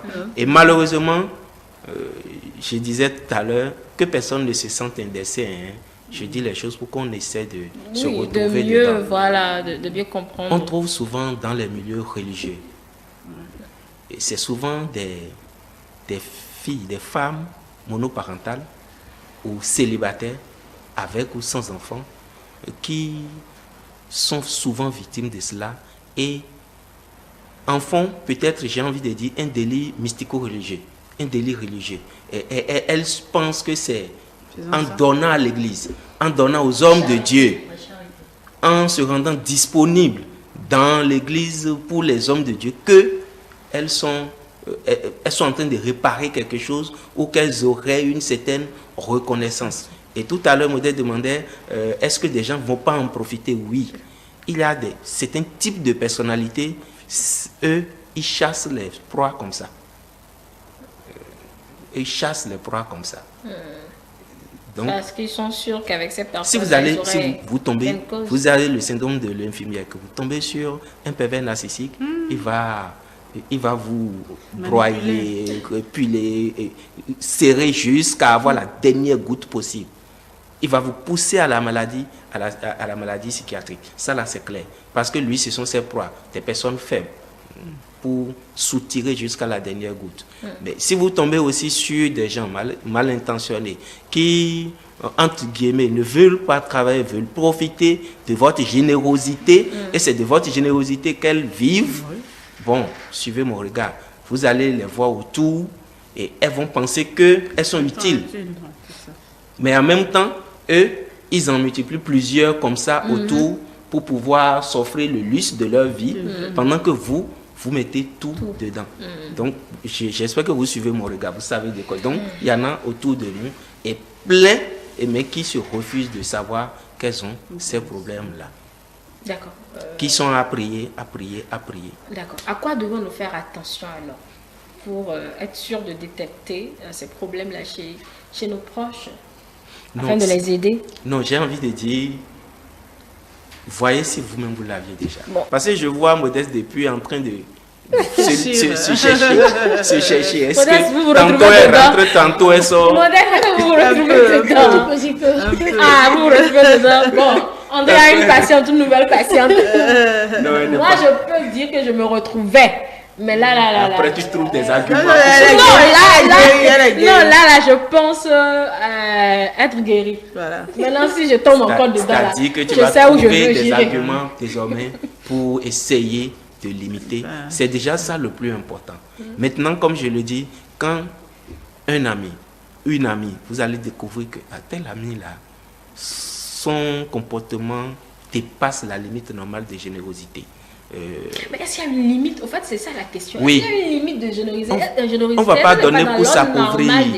On ne va pas donner pour s'appauvrir. On va pas donner. Mais il y a des gens qui sont extrêmement généreuses, comme des personnes qui sont extrêmement généreuses comme ça. Si c'est le cas, on les place déjà sous. Non, c'est dit, sous le vocable infirmière. C'est pas qu'ils sont généreuses, c'est que tu as 100 francs, on te demande 50, tu donnes. Maintenant, on te donne. Tu donnes 50 francs, même au-delà des 100 francs. Tu donnes toujours 125. C'est ça l'exagération qu'on me voit des fois. C'est-à-dire, tu as 100 francs, mais on te demande 125 et puis tu donnes. C'est au-delà de ce que tu peux apporter normalement. Et ça épuise l'individu qui le fait et il ne se rend pas compte. En réalité, il faut savoir dire non à un moment donné. Moi, pour faire la différence là, tout de suite de tout ce qu'on a dit depuis le début, c'est que bon, il y a l'excès de générosité, d'accord, mais il y a ce besoin incessant de faire du bien, de guérir un mal. Ce n'est que ça qui, moi, me permet de dire, bon, je ne suis pas trop dedans. Et de penser que l'autre n'a pas les ressources nécessaires pour sortir de son problème. Et que c'est vous qui devez forcément lui apporter tout ce qu'il faut et que l'autre ne sera jamais guéri. Si vous n'êtes pas là, ça va être fatal pour lui. Sinon, si on s'aventure sur le chapitre de la générosité excessive, je pense qu'on va appliquer cela. Appliquer cela à la générosité excessive, vous allez voir. On dit, il a un problème de 500. Vous n'avez que 300. C'est vrai que tout de suite, vous n'avez pas besoin des 300 francs. Non du tout. Vous pensez lui remettre les 300 parce que vous êtes sûr que d'ici là, vous allez avoir une autre source. Je vais peut-être à cet extrême. Mais vous sortez de là et vous vous dites, si je ne lui trouve pas les 500 tels qu'il m'a expliqué, il ne va pas s'en sortir. Et votre première préoccupation, vous refusez de manger, vous refusez de faire vos activités. Votre préoccupation là maintenant, c'est qui peut me compléter les 200 pour aller lui remettre. Et vous, entre-temps, vous continuez par l'appeler pour le patienter, que vous allez venir avec. Là, vous voyez qu'il y a alors que je n'ai aucun intérêt particulier à forcément le satisfaire. Si c'est ça. Je vois. Et il ne vous a jamais dit, si tu ne le fais pas, je meurs. Encore, même s'il dit, si je ne le fais pas, s'il ne le fait pas, je meurs. Même s'il le dit, oui, où je suis actuellement, moi je ne peux que t'apporter 300. Là, vous aviez donné tout ce que vous aviez. Est-ce que tu peux te débrouiller, trouver les 200 pour compléter? Vous n'êtes pas la seule personne dans son monde. Et si vous lui trouvez 300, forcément, à 3-4 personnes, il va atteindre ces 500. Maintenant, si vous vous handicapez, vous ne pouvez plus aller chercher les enfants à l'école. Vous n'avez pas le temps de cuisiner pour eux. Quand ils vont venir, la grande soeur même va cuisiner. Parce qu'il faut que je lui trouve les 200. Je dois aller voir Modeste qui n'est pas là maintenant. Et si ça devient... Là, il y a problème. En fait, on s'oublie et on s'active pour l'autre. Tout le temps. Ok. Et donc, vous n'êtes plus généreuse à extrême. Vous êtes généreuse à extrême si il a dit, vous êtes touché et vous lui remettez tous les 300 en disant, ok, je vais, moi, après, trouver quelque chose. Bon, c'est comme ça que moi, je vois la différence avec... Moi, je donne un exemple. Si vos frères, vos soeurs vous sollicitent, par exemple, vous savez que vous n'en avez pas. Mais on a dit frère. Et que vous savez ce que ça fait de ne rien avoir aussi. Vous n'en avez pas, peut-être votre frère a demandé 2000 francs CFA. Et vous n'avez que les 2000 francs. Mais parce que vous savez que, bon, quand on n'a rien, c'est bizarre. Vous savez, vous lui remettez les 2000 francs. Vous êtes déjà malade. Non. Rassurez-moi.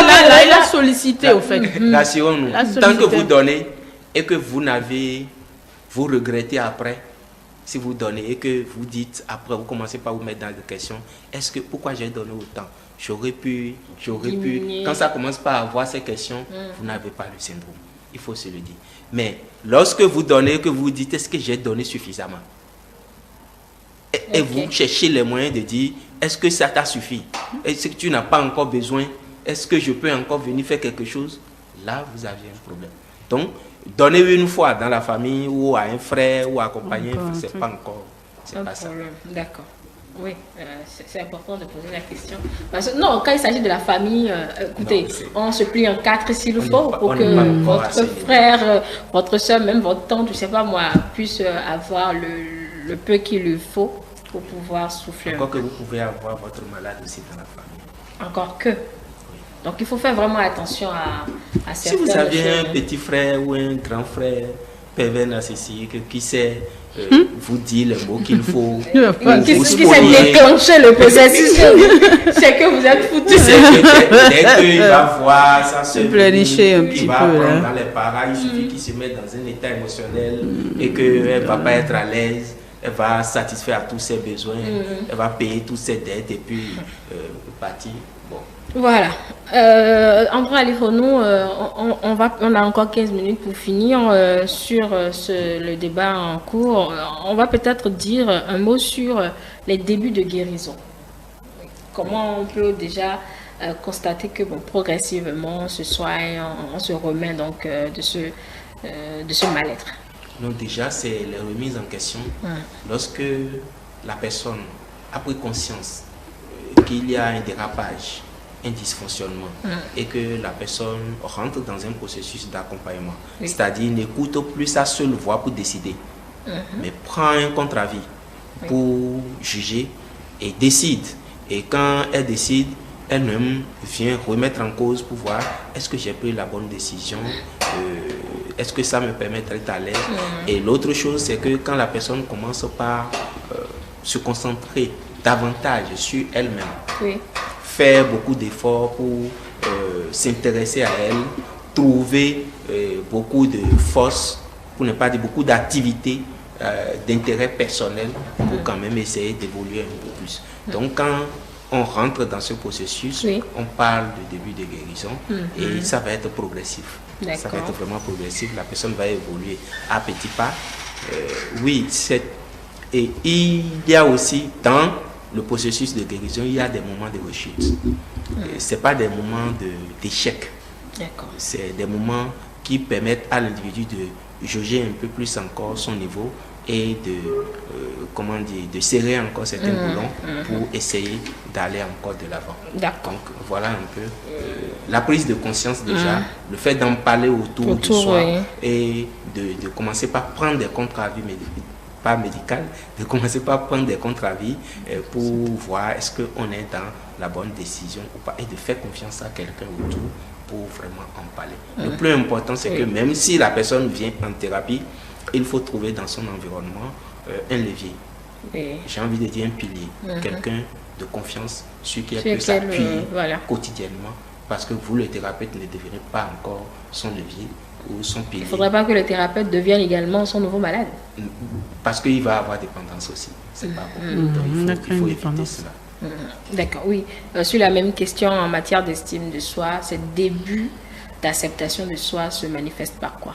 Oui, pas déjà la prise de conscience que l'autre aussi, enfin, j'ai une limite en face de la volonté de l'autre. Parce que c'est par là les débordements aussi. Quand l'autre arrive à dire non, ça va, de comprendre que oui, c'est sa volonté. Et puis ma volonté aussi s'arrête à ce niveau-là. Et de ne pas aller se cacher dans la chambre et de commencer par pleurer quand l'autre dit ça va. Parce que c'est des trucs qui prouvent quand même qu'on devient un être équilibré dans son approche, dans son apport de solution à l'autre. Et puis, il faut aussi savoir que tu n'es pas Dieu. L'autre ne dépend pas complètement de toi, il dépend de Dieu quand même.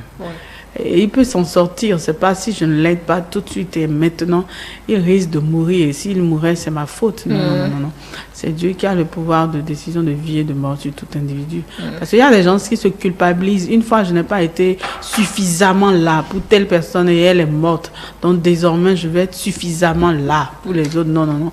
Tu peux être suffisamment là et puis ce qui va arriver, va arriver.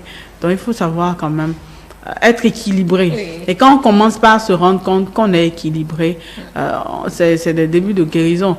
Mais c'est vrai que la vie, c'est tellement long que on peut avoir des rechutes à tout moment. Et déjà, je crois que cette émission participe et aide beaucoup de personnes à être informées. Quand on n'est pas informé qu'il y a un tel syndrome, on ne se rend pas compte qu'on est malade. Donc du coup, comme on est en train d'en parler, je crois que beaucoup de personnes, leurs yeux sont en train de s'ouvrir et vont se rendre compte. On se demande, mais donc c'est de ça que je souffre, voilà. Je ne savais pas. Je ne savais donc, pas. Comment je vais guérir? Donc déjà, je crois que ça participe de la guérison de beaucoup de personnes, de beaucoup de téléspectateurs et d'aider déjà même leur entourage et de savoir comment parler à d'autres personnes en qui ils ont remarqué ces genres de comportement pour quand même une société un peu plus équilibrée. Oui, André Alifo, nous, comment ne pas retomber dedans? Parce que c'est vite fait. Hein? Non, lorsque vous amorcez le processus de guérison, vous ne retombez, souvent ne retombe pas. Redevenir malade chronique, non. Parce que vous aviez pris d'autres options de direction ou d'autres options de vie, ça va être difficile de revenir encore en arrière parce que vous allez trouver autres orientations, autres intérêts à votre vie. Donc, le plus difficile, c'est de prendre la décision de commencer, pas sortir. Parce que souvent, on n'imagine pas une autre vie en dehors de ce qu'on a toujours su faire. Parce qu'il y a le vrai problème qui est là, c'est que l'individu ne s'accepte pas tel qu'elle est. Il faut qu'il donne un peu plus pour acheter cette affection-là aux yeux des autres. Donc, elle n'est pas dans la logique, elle n'est pas rassurée qu'en arrêtant de faire ça, puisque c'est la quête qu'elle cherche, c'est l'affection des autres, c'est l'estime de soi. Donc, en laissant, est-ce que l'inconnu, ça fait toujours peur. Est-ce que j'aurai la possibilité d'avoir ce que je veux en sortant de ça? Donc, c'est quand vous la rassurez suffisamment et que vous la sortez de là, quand elle voit, je pense qu'on ne retombe pas pour retomber. Mais vous avez donné l'exemple de PV narcissique. Non, eux, c'est autre chose. Si elle retombe sur ce genre de personnage. Elle peut se faire, j'ai envie d'employer un mot fort, arnaquer sur le comportement sur un acte, mais elle ne va pas se faire arnaquer indéfiniment. Quand ça va arriver une fois, deux fois, elle aura maintenant les outils pour se mettre en question. Est-ce que celui-là, Voilà. il n'est pas en train Donc de elle ne se jouer fera pas quelque chose? avoir continuellement Voilà. comme avant. Elle ne va plus s'investir corps et âme en s'oubliant dedans. D'accord. Mais et puis bon, c'est dit, les médecins n'ont pas souvent de médecins. C'est l'autre côté de la chose, parce que par exemple, nous sommes sensibles à toute personne qui a un certain besoin. On se met, on écoute les gens à longueur de journée. Mais il y a des fois où tu tombes sur des gens, c'est vrai, si, bon, c'est sûr, on aurait 1 heure de temps, voilà, c'est payant. À un moment donné, on tombe sur des gens quand même qui ont les moyens financiers et puis qui veulent que tu sois là, quoi. Tout le temps. Tout le temps. Et là, ça crée des pièges finalement, parce que quand ça se tend sur 1 année, sur 2, la personne devient un peu un attachement, un problème. Et on tombe dans ce syndrome-là, Oui, finalement alors, soi-même. voilà. Et par réflexe, on se dit, ben, il a besoin de quoi aujourd'hui, voilà.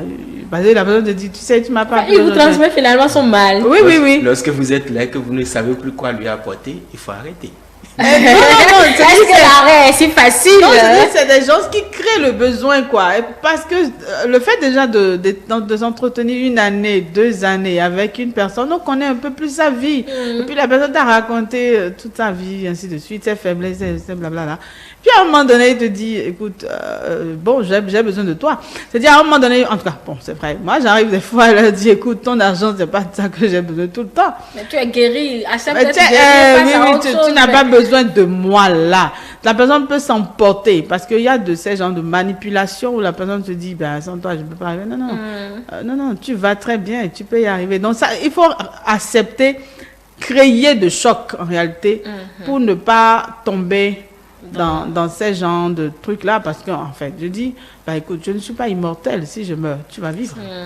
Donc, du coup, commence déjà pas à apprendre à être indépendant de moi déjà maintenant. Parce que c'est des petites choses que les gens arrivent à utiliser pour qu'on retombe dans ces genres de pièges à répétition, quoi. Et si on ne sait pas faire, Oui, on se on peut être en train de laisse soigner et prendre être dans ce esclave aussi cercle de ces... infernal c'est qui va bizarre, jamais là. s'arrêter. Voilà, pour ce qui est du syndrome de l'infirmière, c'est vrai qu'on a très peu parlé du syndrome du sauveur. Vous l'avez... voilà, vous avez dit c'est la même chose, seulement que le sauveur, lui, il attend une récompense en retour. Est-ce que du sauveur, on en guérit aussi?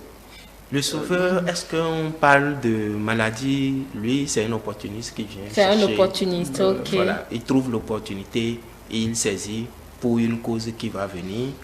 Maintenant, ça devient pathologique dans le cas où il est en quête aussi de toute personne faible dans son environnement à qui il va apporter de l'aide pour pouvoir exploiter après. Donc, Mais là, bon, moi, je dirais aux gens de faire un peu attention à ces gens qui ont de ces syndromes de sauveur. Dans le cas où on peut devenir réellement une proie facile de redevance éternelle à ces genres de choses qui disent tu es ingrat, et c'est pas facile à entendre. C'est-à-dire, quand quelqu'un veut t'apporter de l'aide, il faut lui demander contre quoi. Quelle est Directement. souvent, tu n'as pas Oui, le temps. non, c'est-à-dire, Oui, tu es dans le besoin, donc ça tu dépend, ne quoi. négocies pas au départ. Ça dépend de, bon, peut-être une fois, c'est des choses banales, mais une deuxième fois, si tu es porté à aller vers la même personne, et que c'est la personne qui réclame t'aider. Des fois, c'est dit, c'est le sauveur, c'est lui qui vient t'aider en réalité. C'est dit, quelle serait la suite? C'est dans des discussions banales, hein, pour ne pas être redevable à cette personne, ou bien qu'il ne te traite pas d'ingrat. Oui, tu m'as aidé, mais attends, tu te souviens de la dernière fois? Bon, en tout cas, je parle des hommes d'affaires, ou c'est pas tu as besoin d'un marché, par exemple. Bon, c'est le gars qui est là, incontournable. Et il t'aide, tu as le marché. Maintenant, après, il t'aide, tu as un deuxième marché. Il commence pas à te réclamer des choses bizarres. Là, ça crée une inconfortabilité. En réalité, ça bloque maintenant la suite. Maintenant, si tu ne lui donnes pas ce qu'il réclamait, un autre marché peut agir et bloquer, parce qu'il y a de ces intentions derrière qu'on ne peut pas contrôler. La personne se met à te salir auprès d'autres personnes que toi tu ne vois pas, que tu ne sais pas, et puis il peut dire oui, cette personne-là, elle est ingrate. Ouais. On n'a qu'à la laisser. Donc, c'est-à-dire, il ne faut pas rentrer dans ces pièges. Donc, on pose un peu ces petites questions-là, contre quoi, pour savoir un peu dans la blague, quelle est l'intention de la personne et déjà se dit, voilà, ok, je sais à quoi m'en tenir s'il m'aide. Et ceci, je peux, mais ceci, je ne peux pas. Pour ne pas s'étouffer dans cette truc. Voilà. André, on va finir avec vos conseils aussi. C'était là les conseils de Madame Aurore de Suyevo. Vos conseils? Oui, si moi j'ai des conseils à donner. Comme on l'a dit, l'émission, c'est vrai que c'est un thème qui est peu connu, très peu connu. Et des gens ne se rendent vraiment pas compte. L'émission est bienvenue pour quand même informer. Je pense qu'on trouvera le temps d'en parler encore et encore pour que des gens s'informent dessus et déjà prennent conscience et s'auto-guérissent parce qu'on peut le faire. Donc éviter d'être, j'ai envie de dire, des proies faciles pour d'autres personnes. Savoir tout simplement pour ces personnes qui vont se découvrir ayant un peu de caractéristiques de ces syndromes-là, de se dire je ne peux sauver personne. La seule personne que je peux sauver, c'est moi-même. Voilà. Donc, on se concentre sur soi pour se sauver soi-même. Sauver soi-même avant de chercher à sauver les autres. Je pense que être un peu égoïste dans ce sens ne ferait pas du mal. Attention. C'est une question que je me pose. Ça ne ferait pas du mal. Hein, là. Bon, en fait, c'est ce que je cherche à dire, c'est que essayons de faire la part des choses. Et cette émission, grâce à cette émission, vous avez l'information. Donc peut-être remettez-vous en cause, posez-vous des questions. Cherchez à savoir même auprès de vos amis, est-ce que je suis envahissante? Est-ce que j'en fais un peu trop? Est-ce que je cherche à trop te protéger, te surprotéger, t'apporter de l'aide, etc.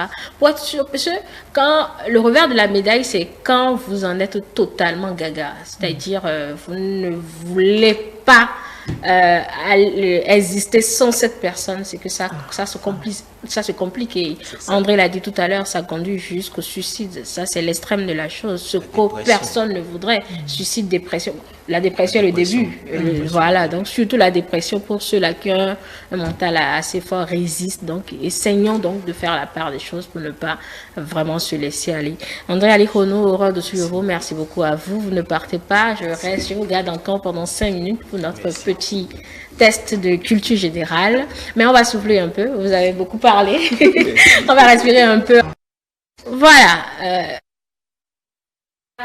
Dans le blind test de ce matin, des questions super faciles, Madame Aurore.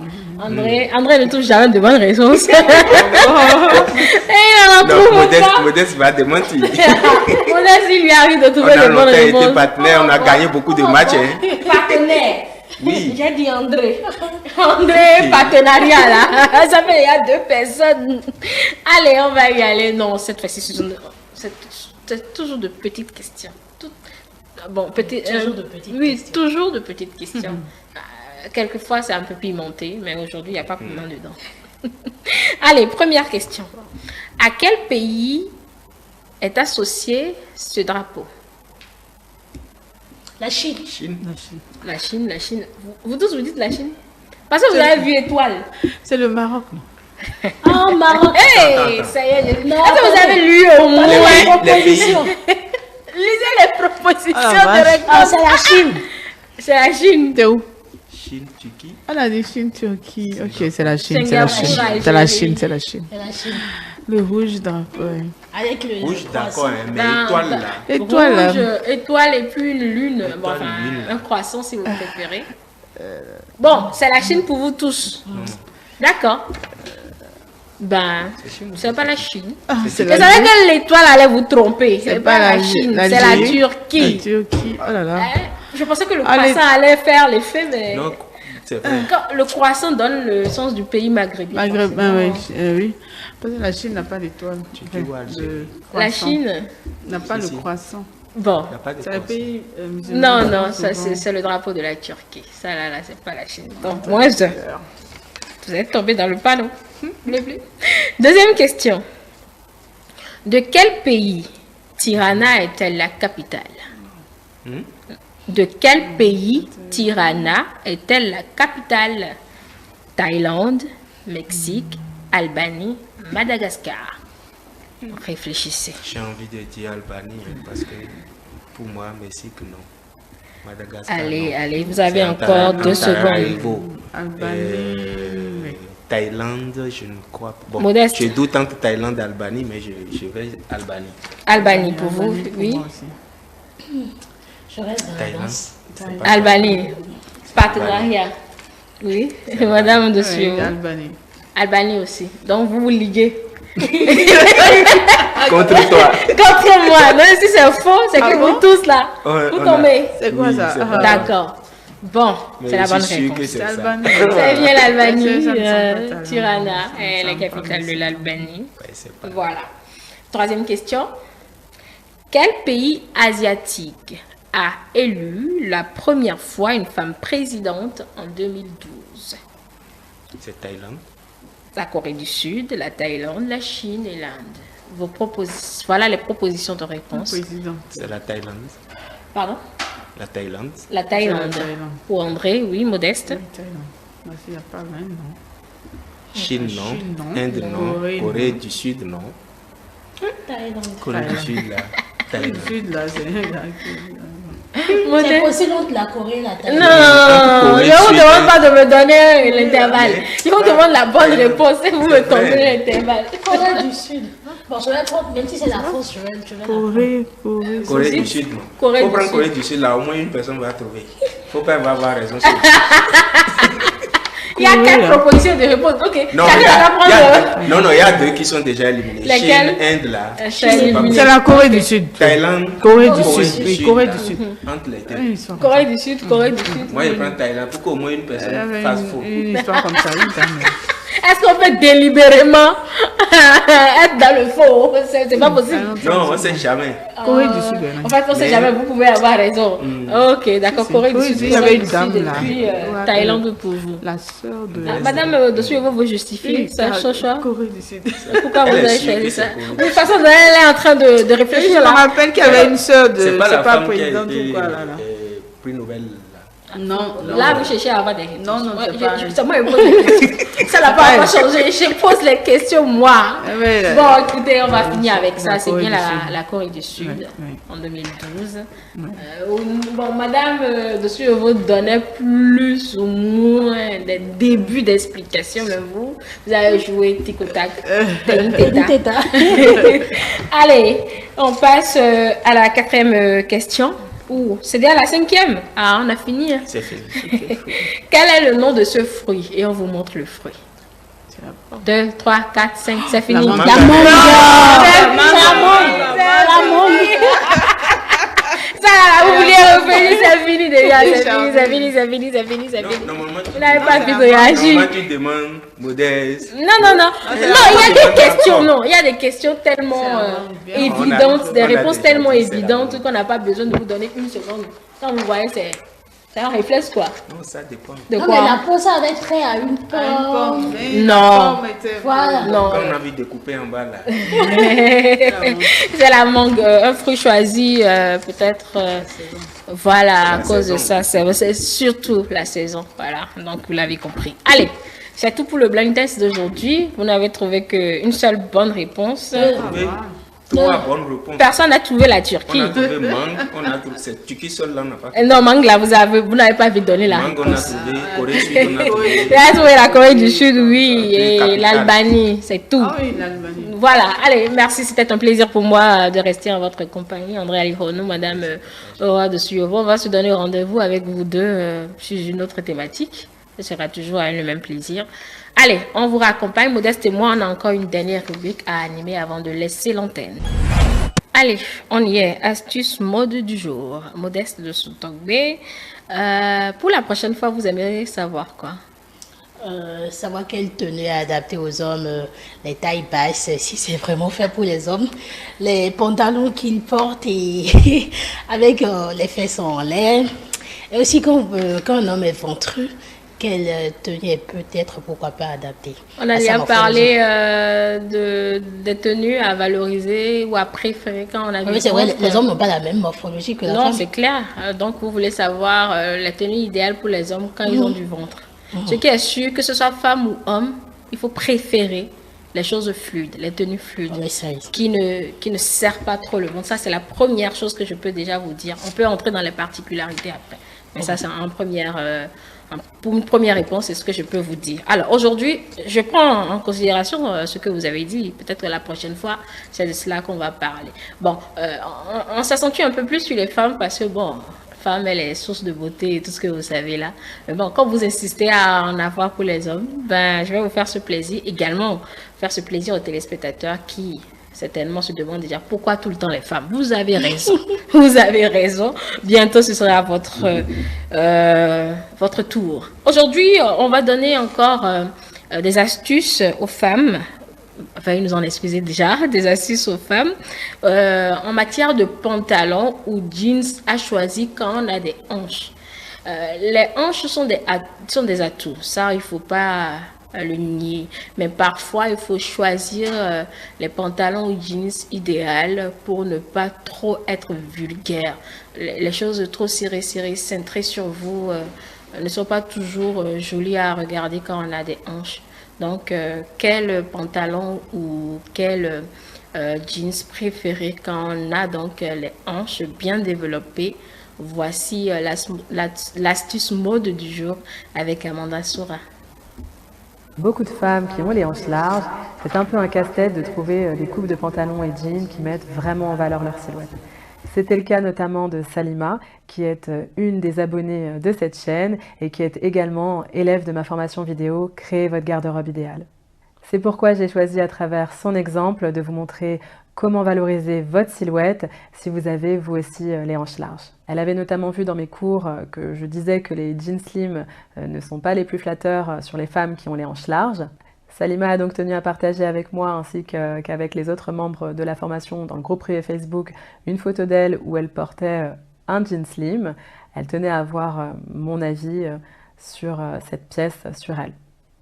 Et voici une photo de Salima avec un jean slim. Salima a une très jolie silhouette. Ce jean ne me choque pas du tout sur elle, mais je trouve pas non plus que ce soit la pièce idéale pour elle. Je trouve que ce jean moule un peu trop ses jambes, il étoffe pas mal ses cuisses et met beaucoup l'accent sur ses hanches. Ses hanches sont évidemment un atout de sa silhouette qu'il faut valoriser, mais de façon un peu plus subtile à mon sens. Salima m'a également expliqué s'être rendu compte par elle-même que cette coupe de jean n'était pas la meilleure pour elle après avoir vu mes cours, mais que mon avis et celui des autres membres de la formation la confortaient encore plus dans cette idée.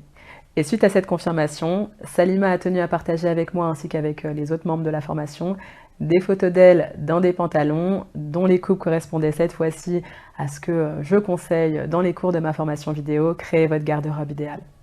Et comme vous pouvez le voir ici, entre le jean précédent et celui-ci, il n'y a pas photo. Ce jean camel lui va tout simplement à merveille. Il s'agit d'un jean coupe mom. Et voici les caractéristiques d'un jean ou d'un pantalon mom. Un pantalon ou jean mom possède une taille haute. Il est large au niveau des hanches et se resserre le long des jambes, mais de façon, vous savez, droite, sans mouler les cuisses et les mollets. Cette coupe est vraiment l'une des coupes de jeans les plus flatteuses pour les femmes aux hanches larges. C'est hyper valorisant. Salima a ajouté une superbe ceinture imprimée léopard pour faire tenir son pantalon à la taille. Ces pantalons sont très souvent trop grands pour elle à la taille quand ils taillent bien au niveau des jambes. Elle porte donc une ceinture pour ajuster la taille de son pantalon et je trouve que ça ajoute un vrai plus à sa tenue. Cette ceinture met encore plus l'accent sur sa taille, ce qui est très flatteur sur elle. Et si on compare cette tenue avec la précédente, on voit aussi clairement que les jambes de Salima ici semblent plus fines. Sa silhouette est parfaitement bien mise en valeur. J'aime vraiment beaucoup ce look, il est simple et efficace. J'aime la façon aussi dont elle a associé ce jean à un t-shirt blanc tout simple et la façon dont elle a retroussé son jean. Ça dégage ses chevilles, ce qui est vraiment bien pour elle qui mesure 1,59 m. Ça allonge sa silhouette, tout comme ses chaussures à talons compensés dorés qui allongent aussi sa silhouette. Le doré est une teinte qui se rapproche un peu de la couleur de sa peau, ce qui est bien également pour renforcer l'effet allongeant sur sa silhouette. On passe maintenant à la tenue suivante. Je ne vais pas m'étaler très longtemps sur cette tenue car comme vous pouvez le voir, ce jean lui va vraiment très bien. Il s'agit comme précédemment d'une coupe mom et ça rend super bien sur elle. Elle nous a concocté ici un petit look très sympa avec une paire de baskets fines blanches, un top beige porté à l'intérieur de son jean pour mettre l'accent sur sa taille et une veste à carreaux pour la petite touche sophistiquée. On a ici un look qui mêle parfaitement bien le chic et le décontracté. Je vais maintenant ici vous présenter un look où Salima porte un pantalon complètement différent des précédents. Ce pantalon est assez près du corps au niveau du bassin, puis plutôt droit au niveau des cuisses et ensuite il commence légèrement à s'évaser à peu près à partir des genoux. Salima a sauté le pas et acheté ce pantalon suite à mes conseils. Elle n'avait jamais tenté cette coupe de pantalon auparavant et pour ma part, je trouve vraiment que ce pantalon lui va hyper bien.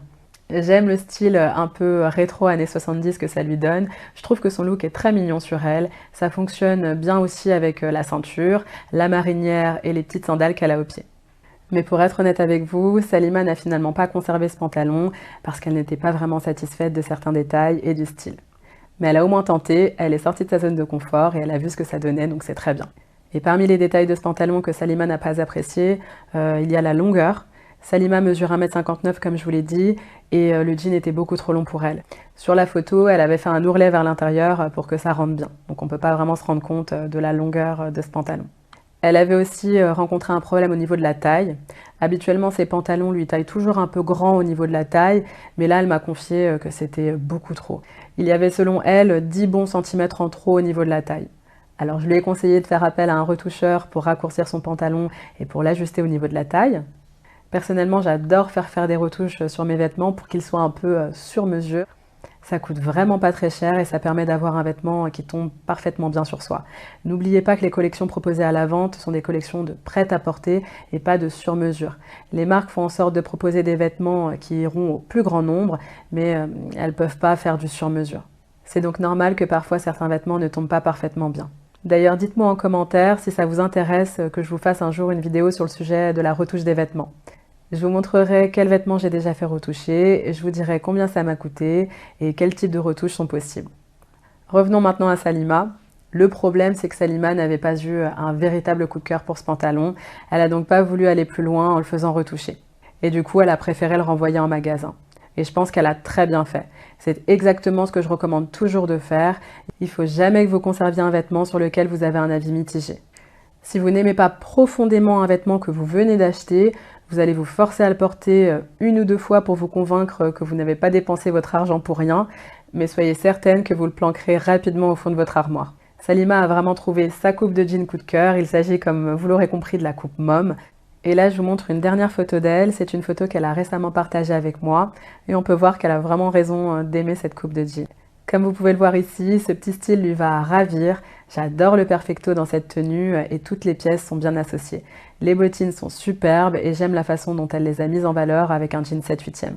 Tous les conseils que je viens de vous délivrer dans cette vidéo fonctionnent bien sûr pour toutes les femmes qui ont des hanches larges, peu importe leur taille de vêtements. Regardez par exemple sur cette photo combien cette femme est mise en valeur dans ce jean Mom. Et là, il s'agit de la même personne, mais cette fois-ci dans un jean évasé, et ça lui va hyper bien aussi. Ce jean évasé est ce que l'on appelle un jean flair. Et si vous êtes petite et que vous craignez que ce type de jean tasse votre silhouette, faites des essayages avec des talons hauts pour voir comment ça rend.